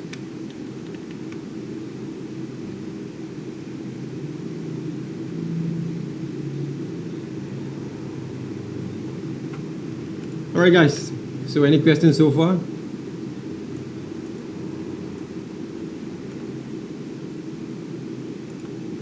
Do you have any questions so far there, guys? Okay, for those who actually have joined in there, okay, group 6, is it group 6? Or group 7? Okay, which basically group you are there, guys? Okay, please respond to me. Group 6, okay, good. Just now you have class, James? And group 6, Jacqueline? Oh, okay. Why don't you guys respond to me there, right? You should respond me earlier, okay? If you guys respond to me there, okay, maybe I will start around 8 o'clock there, 10 o'clock there, okay, until 12. Alright? Because I heard basically, okay, from Miss Ting, some of you guys, okay, some of the groups actually have a class around 2 o'clock there, okay? That's why I made it this kind of sessions a bit more earlier. But next week's is okay. We're going to start in the normal kind of pace there, okay? But still in online there, okay? Because the lab is not ready yet, okay, until after 15, okay, after 15th of July, maybe we're going to start to having a face-to-face kind of sessions. But of course, okay, group 6, group 7, 8, and 9, please update your WhatsApp group right now. Please, okay, update your WhatsApp group right now there, guys. Okay, from our previous kind of groups, because I need basically to have your groups there, okay, to be into your groups, okay, so we actually can communicate also, right, okay, officially, right, after this, right. Okay, please guys, class reps, group 8, group 6, 7, 8, 9. Okay, please update your WhatsApp there, right, okay. Where is it, right, okay?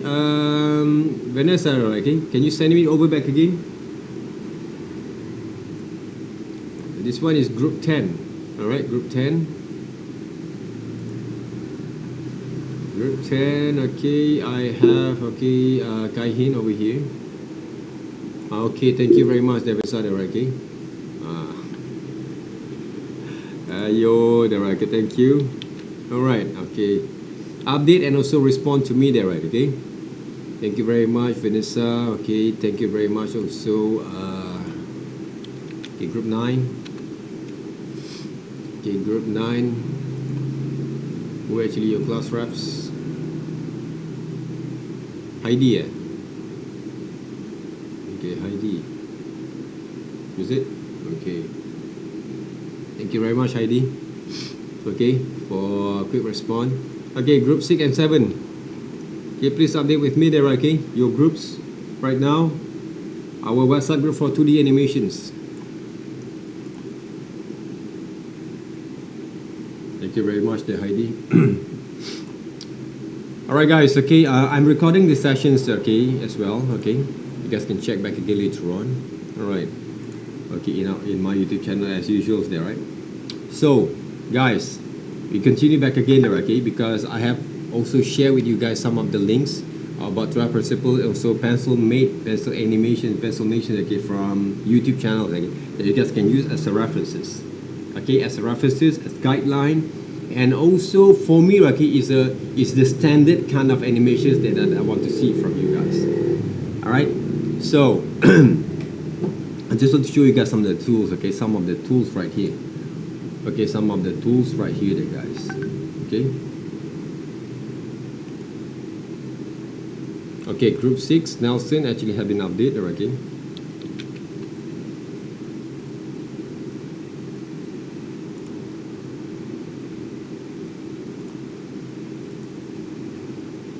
Update. Okay, great.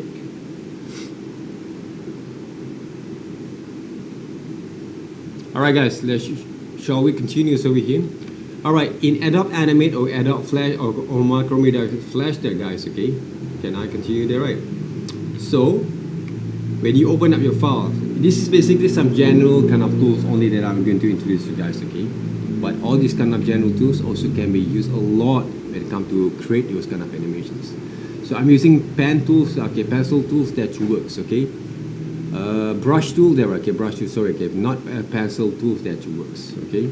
Of course, if you take a look at Adobe Animate later on, a bit kind of complex, a little bit on those, especially on those tools and also their interface there, okay? But Adobe Flash, Creative Flash 8 is quite very direct. Okay, very direct. Also, there's a lot of new features that I actually haven't explored yet, okay? But what are the things that we have to make for these sessions, okay? Normally, okay, for our lessons, it's very general kind of tools there, but it's very powerful tool for you guys to work.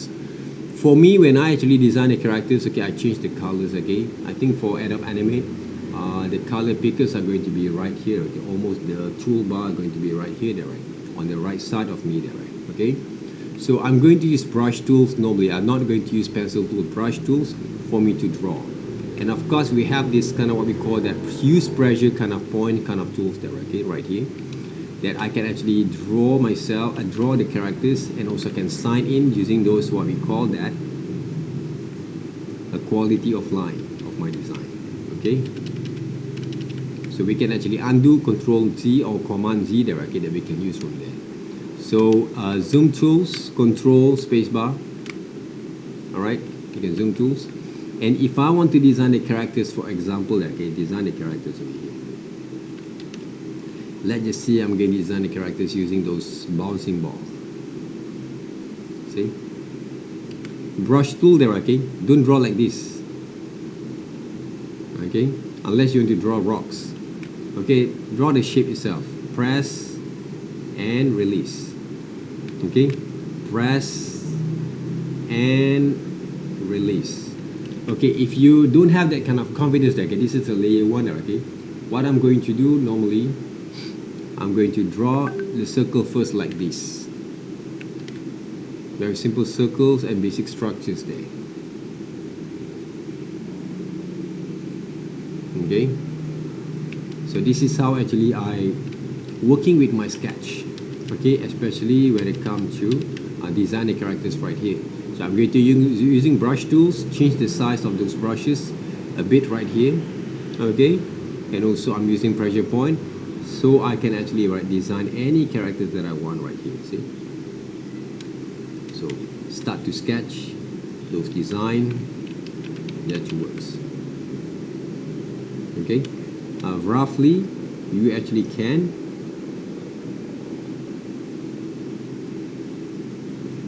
work with those kind of design there. You see that, right? So what we can do, okay, zoom in a bit. So I can design basically those kind of characters, alright, using basically this sketch kind of styles there first, okay? Sketch style there.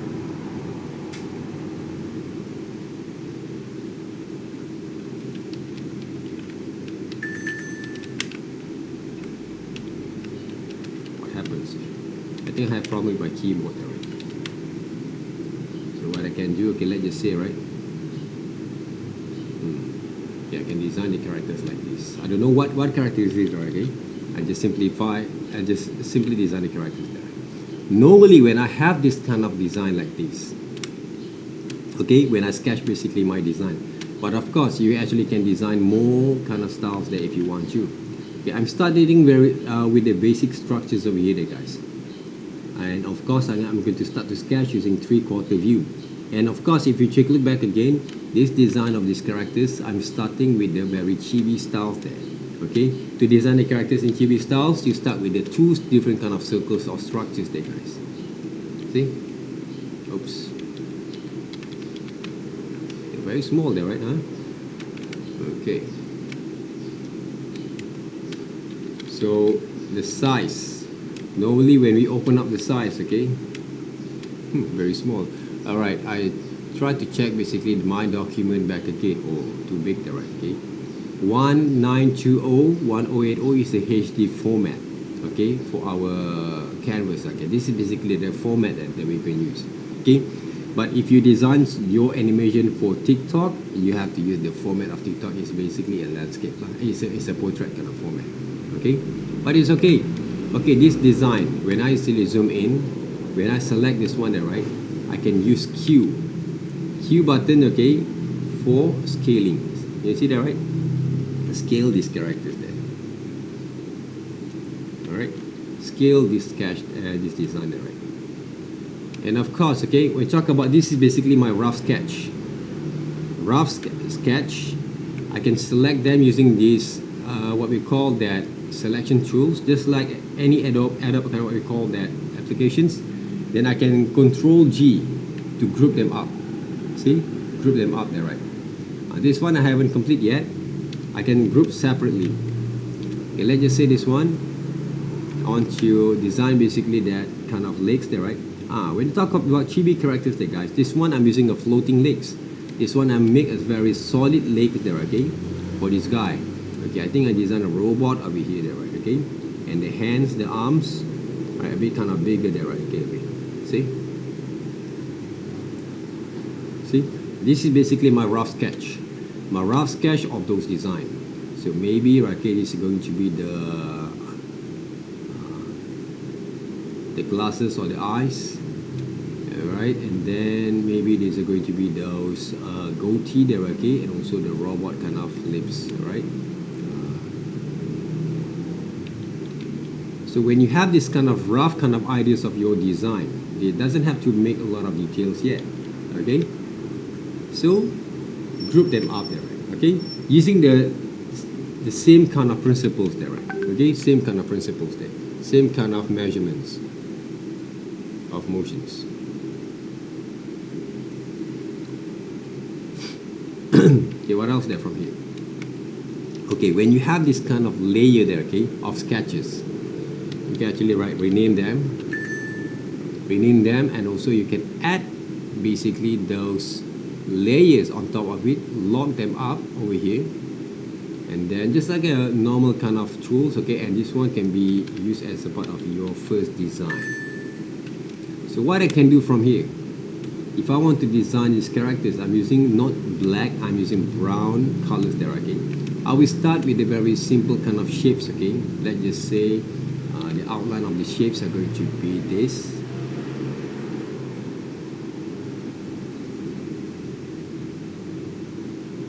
Characters, the head there, right, itself, okay. It's not purely triangles, but I'm using a bit kind of curved line, okay, to create this kind of design. So from here there, guys, I will basically group that first. This one, the line itself, the head itself, group that first. Control G for grouping there, right. This is really important for you guys to understand how it works. From here, I will design also those the ear kind of what we call that shapes there, right, okay.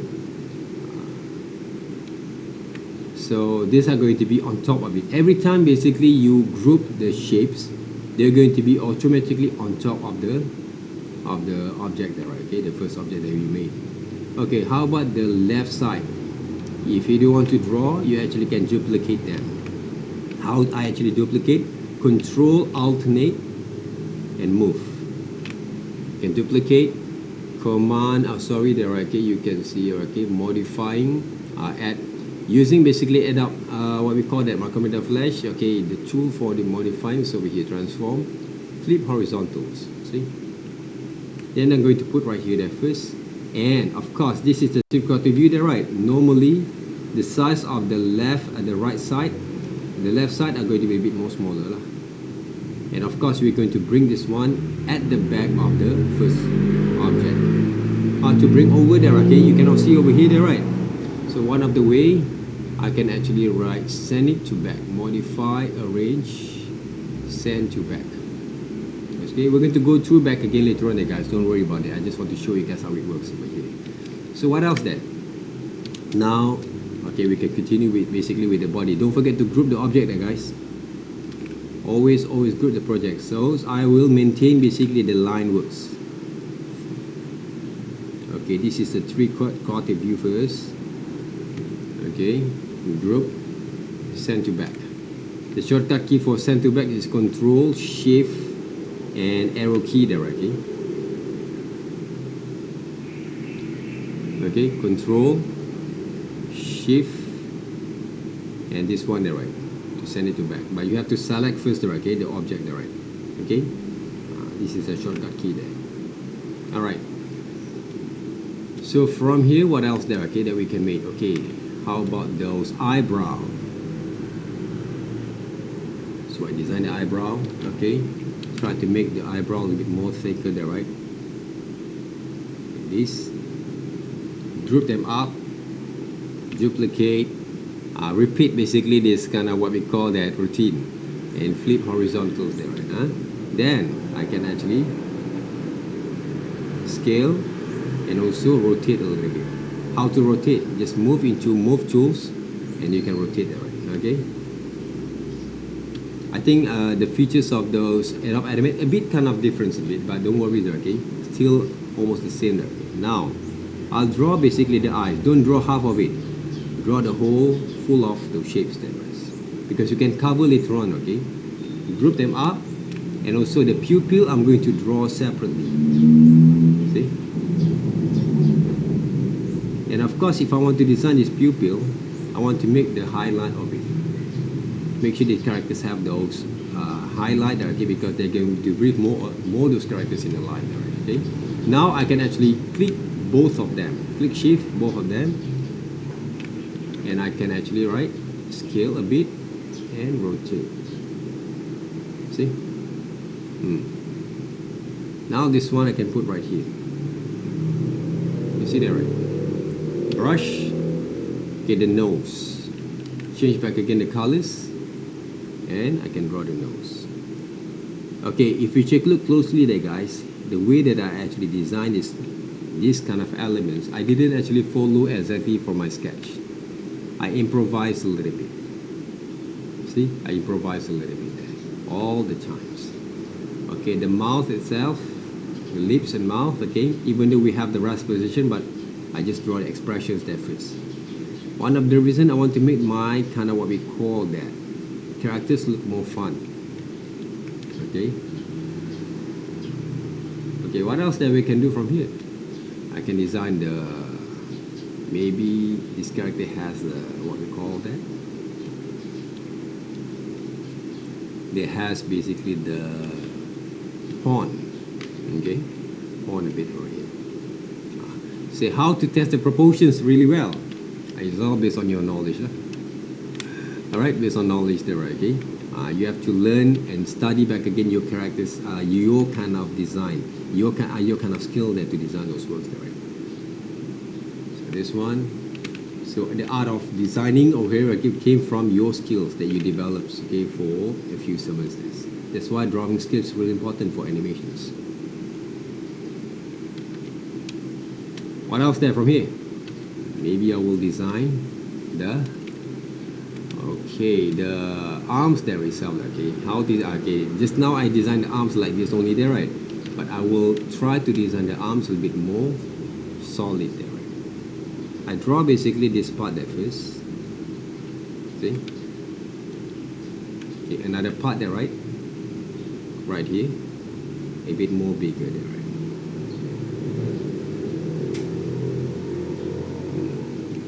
See? Group them up.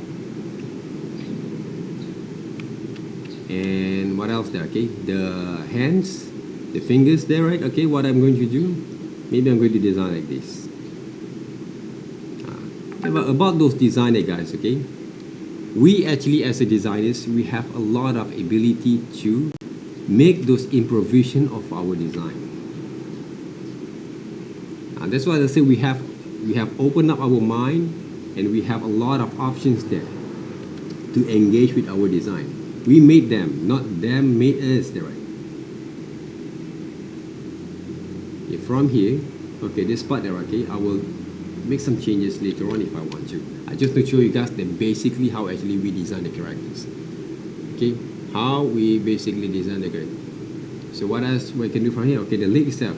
Some people design the characters, okay, have a solid leg. I can actually design the characters. I can borrow this kind of design right here, because I want to make a very solid kind of legs over here. Okay, zoom out a bit. I want to make these legs a bit more solid there, right? There. Like this, okay? Later on we can change there, right? Huh? If I want to. Alright, and then this side profiles. Side profiles, either we actually can use the same, the three-quarter view there, right? Same kind of legs, kind of positions, but change a bit right here, see? Using this skewer, kind of what we call that, tools, alright? Or I actually can, using different kind of way to draw, okay? So a lot of ways basically we can do. I also can draw something like this there, right?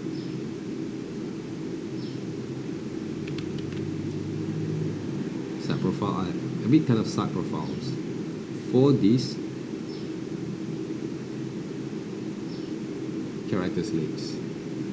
Okay? Like that. Depends on the proportion that you're going to design, okay? That's why when you design the characters, you decide there, okay? But you have to make sure that you sketch properly there, okay? Look easy into your eyes right now when I actually design them, but you try first. Okay, how to color them up? If you're to color in these particular kind of elements, okay, one thing you have to make sure that, right? You need to, where is it? You need to double click to those elements, okay? Because you have grouped this now there, right?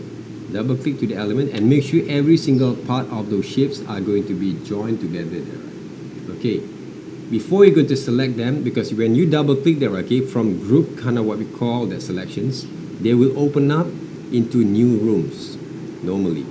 So what I can do from here, okay, deselect that first, make sure you're in the group there first, there, okay, group room there, right?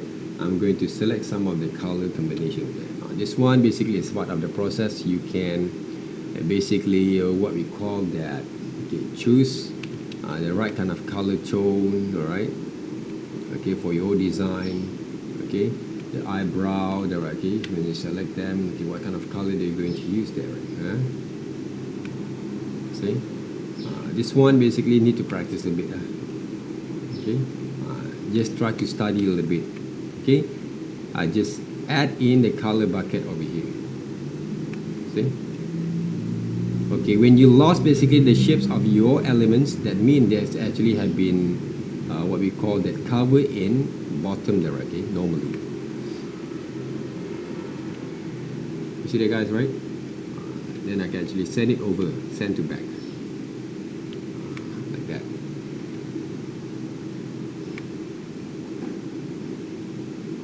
So very interesting there, guys, okay, if you actually exploring this kind of tools. You see that, right?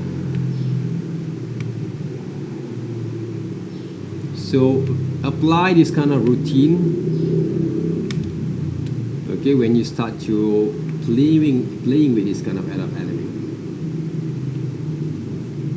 okay. Please apply this kind of routine there, okay, and you will get used to it.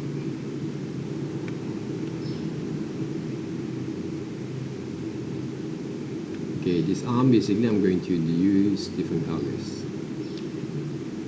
Okay, just to separate them first. Okay, how about this one, okay? Because it's on top there, right? What you can do, you can just send it to back. See? This one you can send to back there, right? But not too much there, okay? Because the proportion is 3/4 view over here. There. But of course this one, okay, you can send it to back there if you want to. Alright? So why basically I'm using these separations? One of the reasons I can use these separations, okay, this is what I'm saying, okay, new layers there, guys, okay, when I want to duplicate them. Alright, duplicate them, right, okay? Okay, let's we open up new. Okay, to the animations. Week 1 demo. Okay, group 6, group 10. Okay, one of the best way, because why, okay, when we actually have select the right, I can change this kind of what we call that is anchor point there, right over here.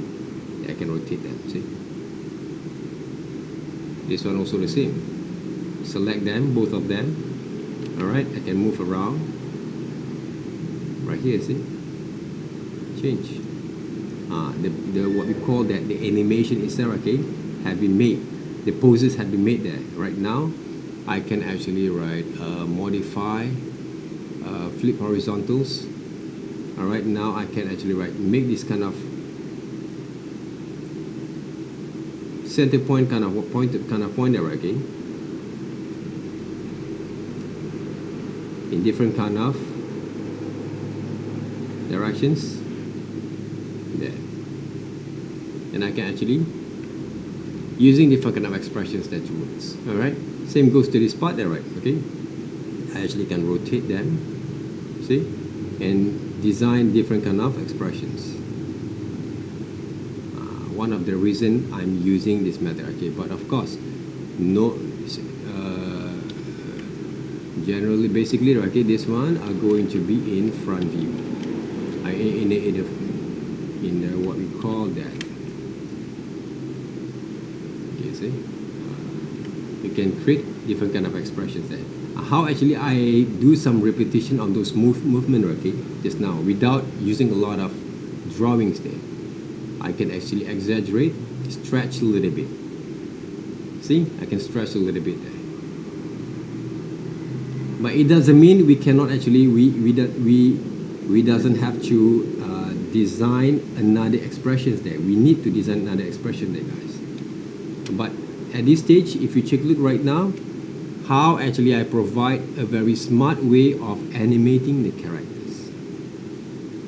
Okay? I provide you guys some samples how to animate the characters more in a smart way.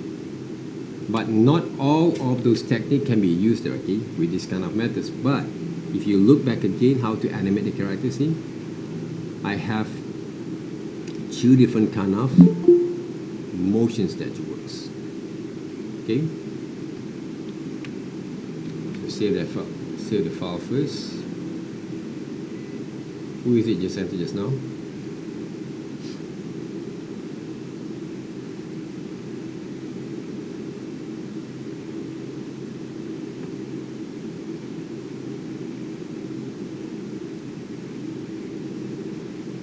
I think, okay, most of you guys have joined there, right? Okay, good. So if you just click right now there, guys, okay, with these two different kind of poses, okay, check out the magic of it. Okay, how smart is it? Can it work there? Okay, I can cut this one, add into another frame. So this is part of the post to post there, right? Okay, post to post animations. I can use onion skin as a references. Oh, sorry there, right? Okay, there's something that I missed out. Okay, select them back right here. Okay, we can group them up first, copy and cut. Okay, add another layers, another frames. Okay, for Adobe Animate, Adobe Macro Render Flash, we are using F7 there, okay, to add frames.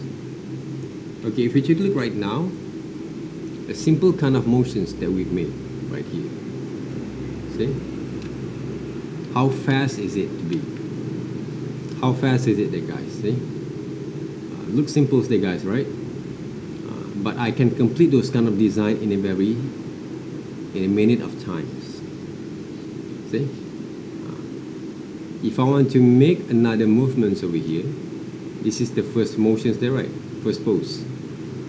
I can actually duplicate this one, copy the frames over here like this. Okay, and just give some introductions, okay? And I can actually write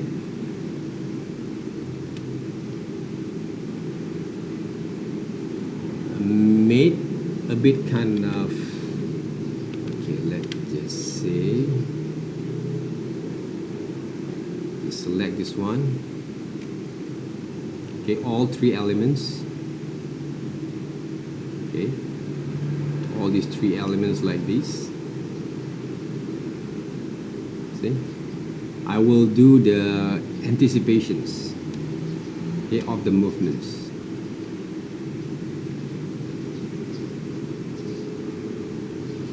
Okay, anticipation of the movements there. So what I can do from here, I can actually select all of it, bring basically this center point, kind of anchor point over here, there, right, again, and stretch a little bit, squash a little bit there, right, like this. Okay, you can see the movement there, see there, right? See the movements there, right? The characters become alive a little bit, even though very simple kind of motions there. Okay. What else that we can do from here? Using the very simple kind of ideas of motions there is. So what I can do right here, I can get, I can copy back again the first frame just now, the first poses, but now what I can do, I just reverse basically the what we call that, the way that we approach on those designs, okay? That's why I say with me, you have a lot of options that guys that works. This one I'm going to, you have to learn the mechanical of way of approaching those designs. The mechanic of this kind of design, right? So I'm still basically, when I design the characters, they look balanced, they guys, okay? When they have the rest position like this, normally for the characters, the arms were not too long enough there, right? Normally this is the balance, okay, the basic structures that you have to understand when you animate those, when you design the characters there, the proportion itself.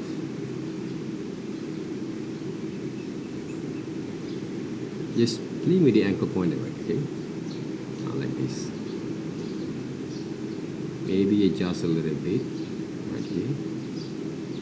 Yeah, this part, okay, this guy, this part, okay, elements are going to be right here. See? Still balance them up. Okay, when you have this one, I see the motions there, right? We create some attitude of these characters there using 4 different frames. Who say learn animation is quite hard? Alright, who say learn animation is quite hard then, guys? So if you take a look how actually I actually execute this kind of way of approaching those designs, okay, in a very short times. You get basically a very solid characters, solid drawing characters. You get to learn about the basic kind of motions using the tools, alright? And you create also some expressions, exaggerations, and so the poses itself, and also some attitude on those kind of characters that you design there. Look like a finished kind of design, but it's not finished yet, guys. It's basically a general kind of way that I demonstrate how to use the tools, all right?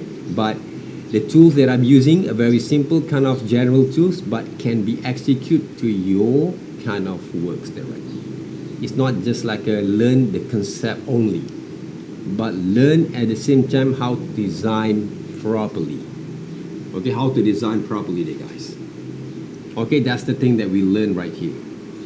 All right, so learn how to design that first, how to group them, the part itself, fill in the colors here, and playing with the framing, what we call the script of those tools there, okay? Of those animated kind of tools there, okay? Which is, this is the time frames. This is the time frames there. Make sure when you design the time frames, double click there, right? They're going to be 25 frames per second there, okay? For the normal kind of rates of animations. 25 frames, that mean in 1 second you have 25 frames per second there. But it doesn't mean you have to animate or you have to design 25 drawings there, right? Okay, it doesn't mean that, right? Okay? It's not a 25 drawings, 25 frames, it's a 25 kind of movements there. But how to develop the movement based on the poses that you're going to create. Okay, every single frames is not every single poses is not in 1 frames. But you can extend the frame into 3 or 4 different on your timing. Okay, different on your timing there. Right? Okay, how actually going to work with it. If you use a normal timing like this, okay, it's quite fast for our eyes there, okay? If I loop them back, see, This is the motion that I get. This is not the motion that we want to create in the right kind of timing in 25 frames. What I can do from here, okay, I will extend the frames. I think around, okay, three frames for every single kind of poses first. Can you see? When I actually extend it to 3 different kind of frames in every single poses, the timings are going to be a bit more slower there. Okay? Fast kind of movements came from one single drawing each frames. Okay? We want to make it slow a little bit. Based on 25 frames per second of speed, you have to extend every single drawings there. That's why if you check look back again, we have already covered how many frames over here? Until 12 frames, only 4 drawings. If I want to loop them up there, right, what I can do, I will copy these frames over here. You see? So we got around, how many frames? 18 frames now there, right? You see how smart basically the techniques that I actually produced to you guys. See? So the animation will looping there, right? Looping there, right? Okay? This one. If I want to extend more further from here there, guys, extend a bit more further there, right? By using this one there, right? Okay, I can actually extend the frames, extend the frame like this. But I can also make this guy, okay, ungroups or double clicks. I can make this guy jumping there, right? Like this. See?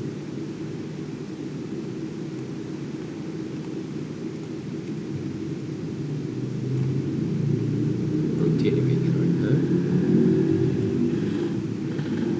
I can make this guy jumping there, right? At the same time. See? Send you back. I can exaggerate a little bit if I want to. Same goes to this one. Okay, I can exaggerate a little bit, see? Remember about the lesson about exaggeration just now. Okay, this part there, right? I can exaggerate more. See? This one, rotate more, right? You see? But of course, okay, there is no dynamic, there's no kind of weight on these motions. What I can do from here, okay, before they jump there, right? What I can do, I can add another kind of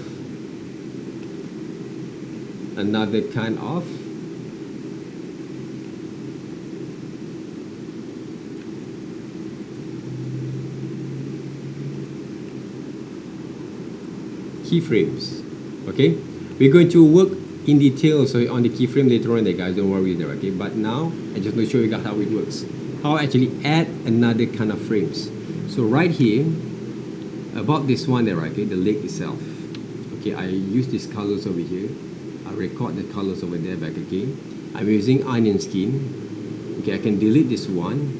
Alright, what I can do, maintain basically the shapes itself. That's why I say when you draw the structures, try to draw the structures really well. So I can actually bend a little bit this guy, kind of legs. See?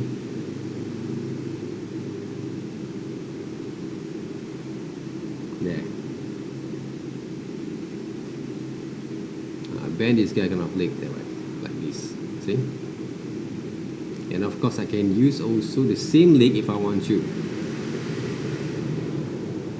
Alright? This one delete. I can change also if I at the same time there, okay? Reduce, adjust back again to the right positions. See? Bend a bit there, right? Off the onion skin, then I actually can bend down a bit more. Okay? Squash a little bit more. Extremely there, right? Okay? Extreme squash there, right? make sure you bring over right here. Okay, this center point there, right? You see? You see? The motion itself. Now this one there, right? I can actually move a bit right here using the same kind of poses, but I bring down a little bit. If you take a look closely, okay, in 25 frames per second. Okay, adjust the frames over here.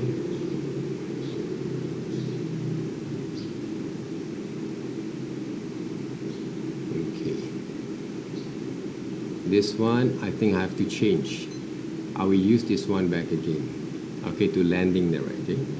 Those motions there, right? Okay, check back again, guys, okay? You see, the motion itself. Okay, in a few minutes only there, okay? I can actually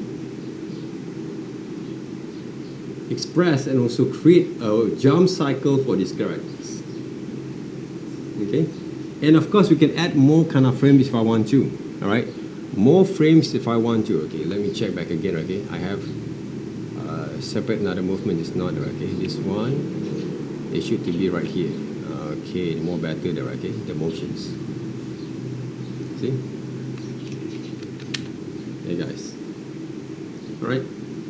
In a very short kind of time, okay, I explained to you guys how actually I designing the characters, and also animate, okay, and also create a very complete kind of motions in a few minutes. That's why this kind of general kind of tool that I use, okay, I didn't use any kind of complicated tools there, guys, okay, only the skills of drawings, sketch the design properly there first, and then separate those kind of parts that we have seen there, okay, and try to apply those kind of design kind of senses on your animations there at the same times.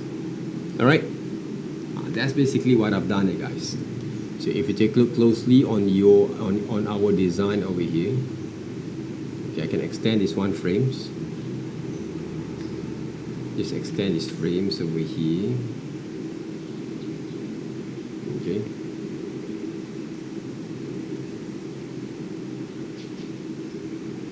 Oh, where's my sketch there, okay?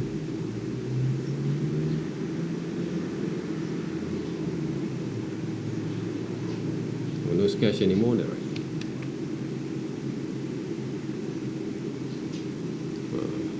I think I will suddenly delete those kind of sketch there, okay? It's okay. So you saw basically just now actually I did those kind of sketches. This is basically the motion itself there, okay? We can do a lot of things from here there, guys, okay? We can do a lot of things from here. But the things that I want to share with you guys over here there, okay? How actually we create those solid drawings, how we plan those characters at the same times, how we actually create those kind of designs properly based on the sketches that you create, okay? But of course, from those sketches, we can improvise them all the times. Okay, during the process of designing, okay, on Adobe Animate later on, you can actually write redesign, resketches basically your kind of design, okay, according to what you see from your own understanding and your creativities to solve the problem on the motions later on, you guys. Okay, that's the thing that we can do. Of course, from this design, we can do a lot of things there, guys. Okay, we can do a lot of things there. We can change the hands later on. Okay, I can design the hands in different kind of way if I want to, there, guys. Okay. So that's the thing, that the beauty of those characters there, right, okay, when we design them. Okay, let's just say this one there, right? Okay, I just add another layers over here. The best way there, guys, okay, to protect basically your kind of design, okay, one of the way, group them first. Okay, group them first there, right, okay? Oh, this is basically your master files, master kind of designs, all right? Bring it over here. You can make some changes later on there, right, okay? This one basically your study kind of motions, all right? Normally I will make a lot of this studying there, okay? Study these characters. Even though I have this solid design, I will try to redesign a few number kind of styles there. This one I'm going to regroups by breaking apart, okay? So what I can do from here, if I don't like this kind of styles of hands and arms, I can redesign them. Okay. For examples over here, all right, I can design the hands, okay, like this. Or let's just say that, right, okay. Zoom out. Okay, I can actually continue to draw the hands in the same kind of alignments over here. See, yeah, can be in groups there. Most of it, and I can add some colors over here.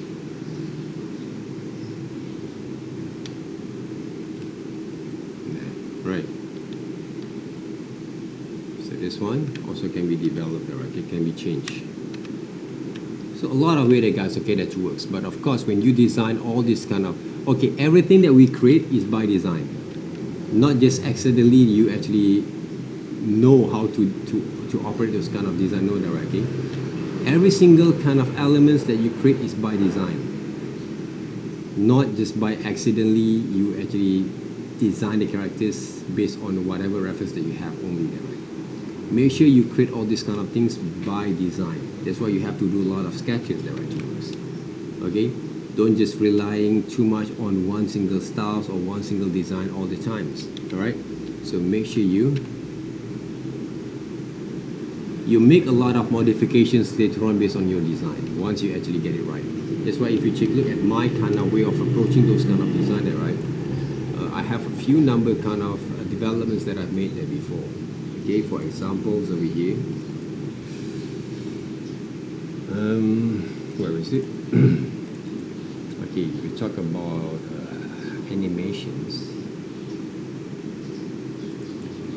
Okay, take a look over here. I have a lot of different kind of character styles there.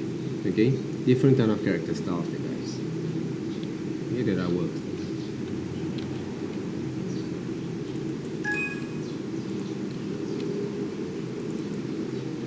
This one basically came from one of those projects that I made for one of the clients. This one I made for one of the projects for the students. Alright, I show them basically how to execute those designs. Okay, so this is a few number kind of design that I made there. Okay, different kind of design. This came from one of the students' kind of works. I show them basically how to execute properly. Okay, when it comes to design those works there, right? So you have to study that first, guys. Okay, study that first, your design. Do a lot of sketches. Okay, do a lot of sketches. And this is one of those animatics, kind of what we call that running tests for the characters there. Right? Okay, when I actually show the student there how it works. What else there? Roaches.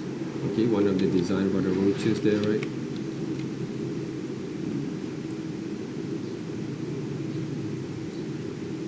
So I have a few number kind of design that I've been working on, okay? Like this one there, okay? These characters like Ayam there, okay? So when I actually animate, when I want to animate these characters, okay, see my sketches there, guys. Okay, roughly my sketches before I animate them, okay? Before I draw some of the posters over here, okay? So we need to have this kind of planning before we animate them. Before you animate the characters, make sure you plan the motion, the poses there first. One of the best way, using 3/4 view that works. Okay? Okay?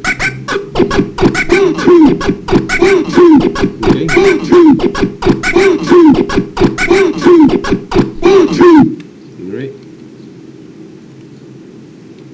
This is the original kind of drawings for my friends.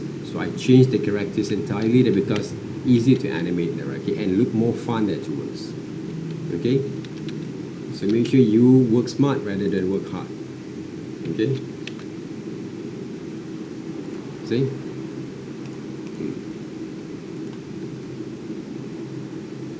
Okay? Exaggerate a lot there, okay, on these characters. See? How actually I exaggerate a lot on this design there, see? That's also one of the tricks that you guys can use. Okay. These characters over here. Scale it down. Okay. Right. How many movement that we have? 1, 2, 3, 4, 5. 5 different movements only there. Okay. 5 different poses there. Okay. To execute the motions. To test the character's motions there, guys.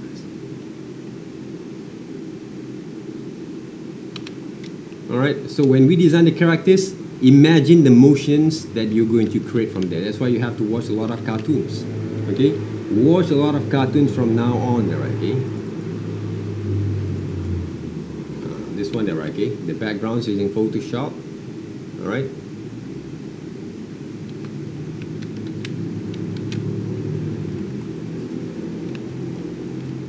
See, this is basically some of those most ready kind of what we call that motions there.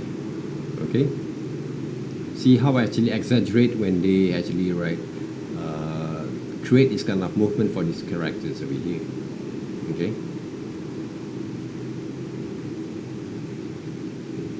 all right, exaggerate more there, right? Okay, don't just shy enough to what we call that. To abuse your characters over here, all right? To abuse your characters here. That's also one of the tips there, okay, that you guys can work. Okay, if you take a look at some of those different designs that have been created, okay? Different design that have been created over here.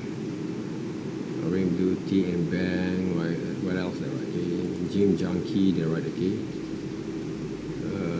Gym Junkie kind of characters, see, there, right, okay? I design a lot of different kind of styles that works. But all this kind of design, I make some sort of simplicities, stylizations for me, easy for me to animate this character. And also, every single character have the attitude there, right? Okay? Have the attitude there, right? That works. This is me basically, okay? Just very simple kind of GIF animated there, GIF animated kind of motions. Alright, I designed a few number kind of styles there, okay?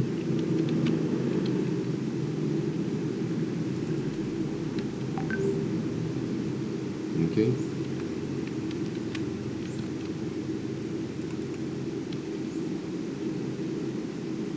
Okay, just test animations there, guys, okay? I'm just testing those animations there. And everything that I've been working on is by design, see? Everything that I've been created is by design there, guys. Okay? Planning the motions, planning those actions. Okay? This is the turn around. Alright? Some of the different characters over here. Ninja Turtles, there, okay, and some of the characters that have been created.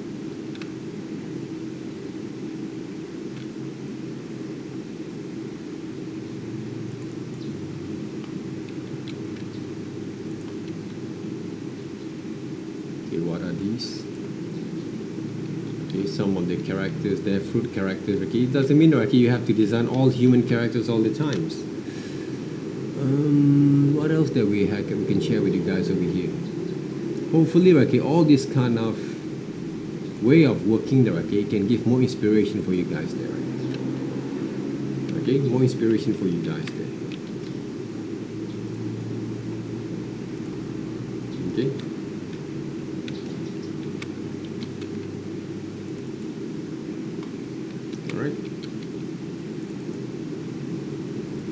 Okay, some of the scenes, some of the character scenes, okay, combined with some of the background using Photoshop, there, right?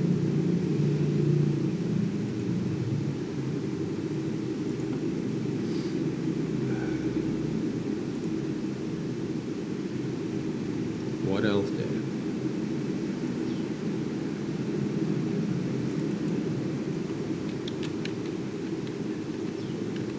So different kind of design of durian there, right? Okay, some of the poses at the same time that it works.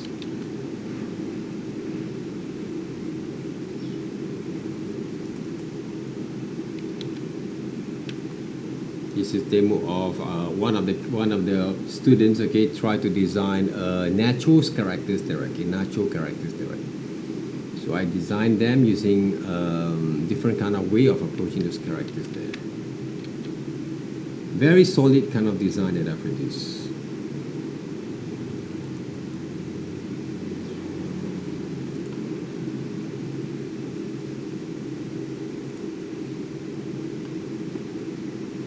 What else that we can share with you guys over here?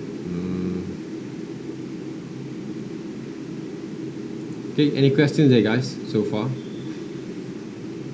Any questions so far?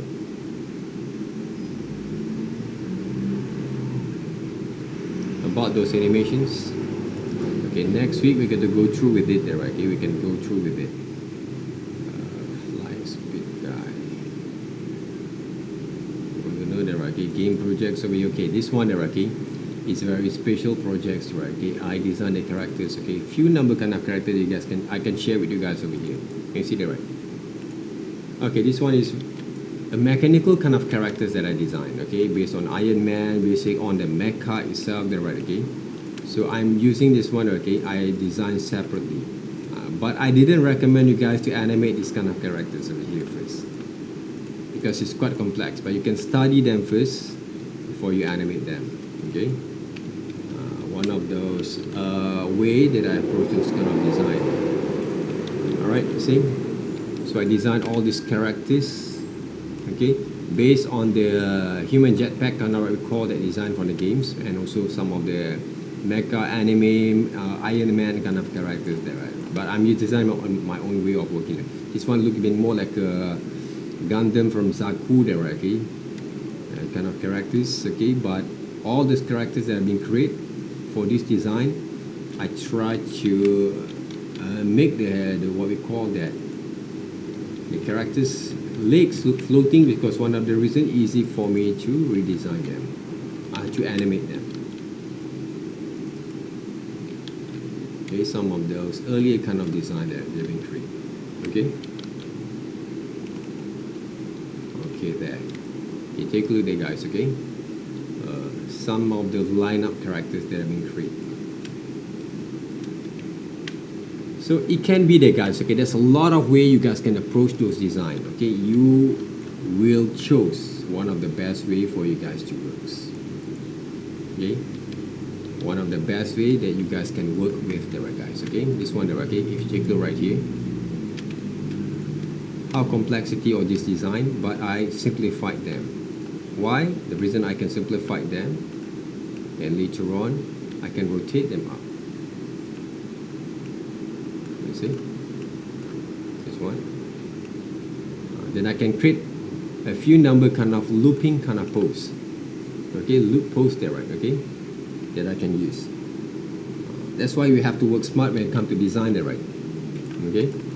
You have to work smart when it comes to design there, and I always emphasize on 3/4 view there, okay, in order for me to execute my kind of animations there first. Okay, of course we have to design in model sheet and around 3 different kind of 4 to 5 different kind of positions there. But for us to study first the motions, to study whether the characters are going to be appeal enough for us to use later on, you have to study in a 3/4 view there. Okay, if you pass 3/4 view kind of what we call that methods that works, you can basically execute your model turnaround easily there, okay. But in terms of the challenging there, okay, you have to figure out how actually you're going to sketch it out later on. Okay, for example, right here. We just go through a bit there, okay. Let's just say I'm going to design this model turnaround, okay, characters.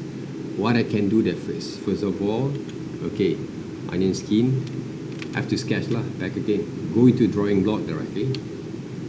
Alright, so I have to sketch first, okay. Let's just say roughly this is the front, the side profiles. Or say this part are going to be aligned. Has to be aligned right here. The eyes maybe right here. Okay, the size has to be the same. Okay, this is going to be the eyebrow. This is going to be the mouth. This is going to be the horn there, right? Okay, and from the side profiles, The buttock can be seen, okay, from side, okay, and the legs are going to be in this measurement there, right? See? Let's just say like this. So you have to sketch first properly, guys, okay? Then these are going to be the hands, arms, and legs, okay? The size are going to be almost the same. These are going to be from side profile. Okay, I had the side profile kind of positions, groups, and move into side. Look easy there, guys, okay, but it's not that easy if you not actually practice your skills properly. You don't gain your knowledge properly there, guys, okay? This one I'm going to cut over and maybe paste right here at first. See? Has a guide, okay, to be a part of the guideline there, right? So right now, if you check a look right here, okay, a bit more lower there, okay? So the alignment has to be the same. Okay, the position of alignment has to be the same there, guys. But it doesn't mean that I cannot actually, right, okay, skip some of the methods there, okay, but I'm still have to use the alignments properly when I'm going to draw some guideline there, right? So those are the things that we actually can do later on there, okay? We can actually study a little bit later on. But right now, the most important things is learn how to use the tools there first, okay? Design in 3/4 view, get the right kind of design. Everything have been developed by designer, right, okay? And try to get used with the routine itself before you're going to animate them. Okay, all right, any questions so far? Any questions there, guys? So I think around these few number kind of what we call the hours that we have. Do you have any questions? Denxing?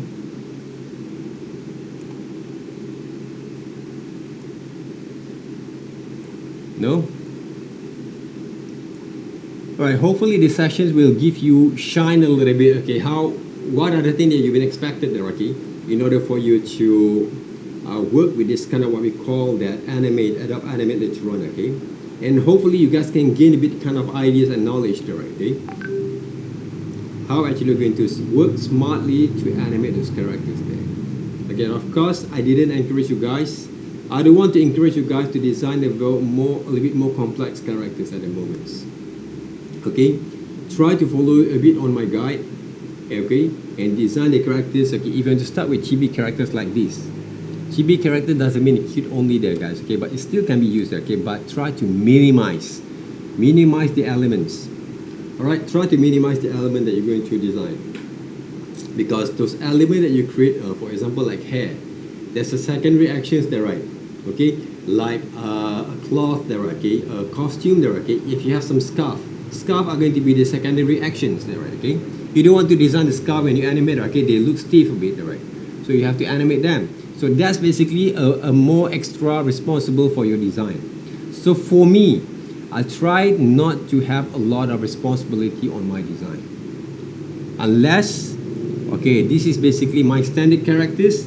For the secondary motions, I'm going to add maybe some hair, simple kind of hair movements there, okay, hair kind of movements there, okay, it can be, all right. Otherwise, I try to avoid them, okay. So other than that, okay, try to work closely with your design. Okay, to get a very good design, especially for the beginners, it's not that easy there, guys, especially for animations. So try to sketch a bit more further and use some of the sketchbooks if you have, okay, some of the sketchbook there, right? Okay, to sketch your design, your characters, study your structures that first before you're going to transfer your kind of ideas inside these computers there, right? Okay, so one of the best way also you guys can use, sketch a lot. Okay, sketch a lot in your sketchbook, snap those characters using your phone, and then import in those what we call that layers over here. Normally we can import that, right? Okay, we can import into libraries. Okay, you can import into libraries any kind of sketches if you want to. Okay, so this kind of things that normally they're right. Okay, let's just say you have a few number kind of sketches there, right? Okay. For me, I don't know whether I have the sketches right here. Okay, if I sketch using my sketchbooks, all right, I don't have that right here. don't know whether I have it, okay, but I don't think that I have right here. Okay, for this one, for this project, I sketch entirely using Photoshop. Either I'm using Photoshop or I'm using directly using Adobe Animate or Adobe Flash directly to Macromedia Flash that works. All right. So that's also one of the way that you guys can work with it. All right, guys. So any questions so far? Group 6, 7, 8, 9, and 10. Do you have any kind of questions?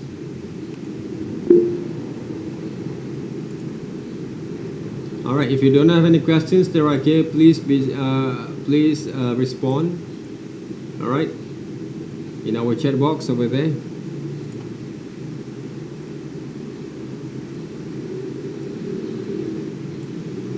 Alright, thank you very much there, guys, and I'll see you guys around next week. But this week's sessions for groups 8, 9 and 10, we are going to take those attendance only there, guys. I will give you guys some of the link there, okay, just to make sure that I can take those attendance from there. Alright, okay, at this stage right now, for these sessions over here, I will take those attendance, okay, from group 6 later on there, right, okay, and group 7 there, right, at the same times. Okay, so thank you very much, guys, for having me today. I'll see you guys around next week in our online session back again, just preparing basically the tools and start to design your characters, okay, using basically the Adobe Animate there, right, okay. All right, so good luck, all the best, and see you guys around, and don't forget to check basically the videos that have been uploaded later on, okay. All right, thank you guys. Okay, have a good day, have a good night, have a good kind of what we call that week at the same time. Bye bye there, right.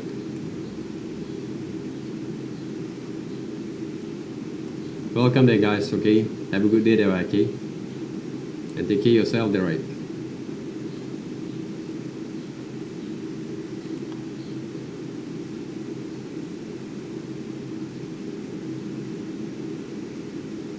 Okay, bye bye there, right. Jacob, Yue, Diction there, okay, and everyone there, right.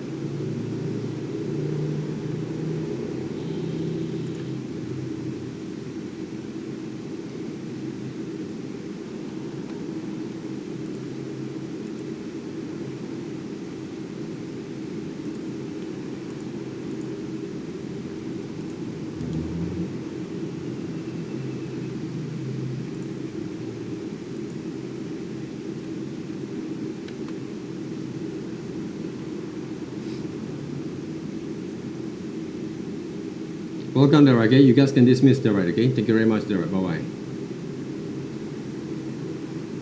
Good night. What do you mean, refund there, okay? Good night there, right?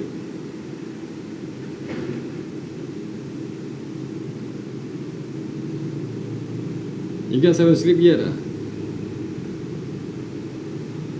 Okay, alright, okay. Alright guys, okay, take care there, guys, okay? All the best, alright, okay?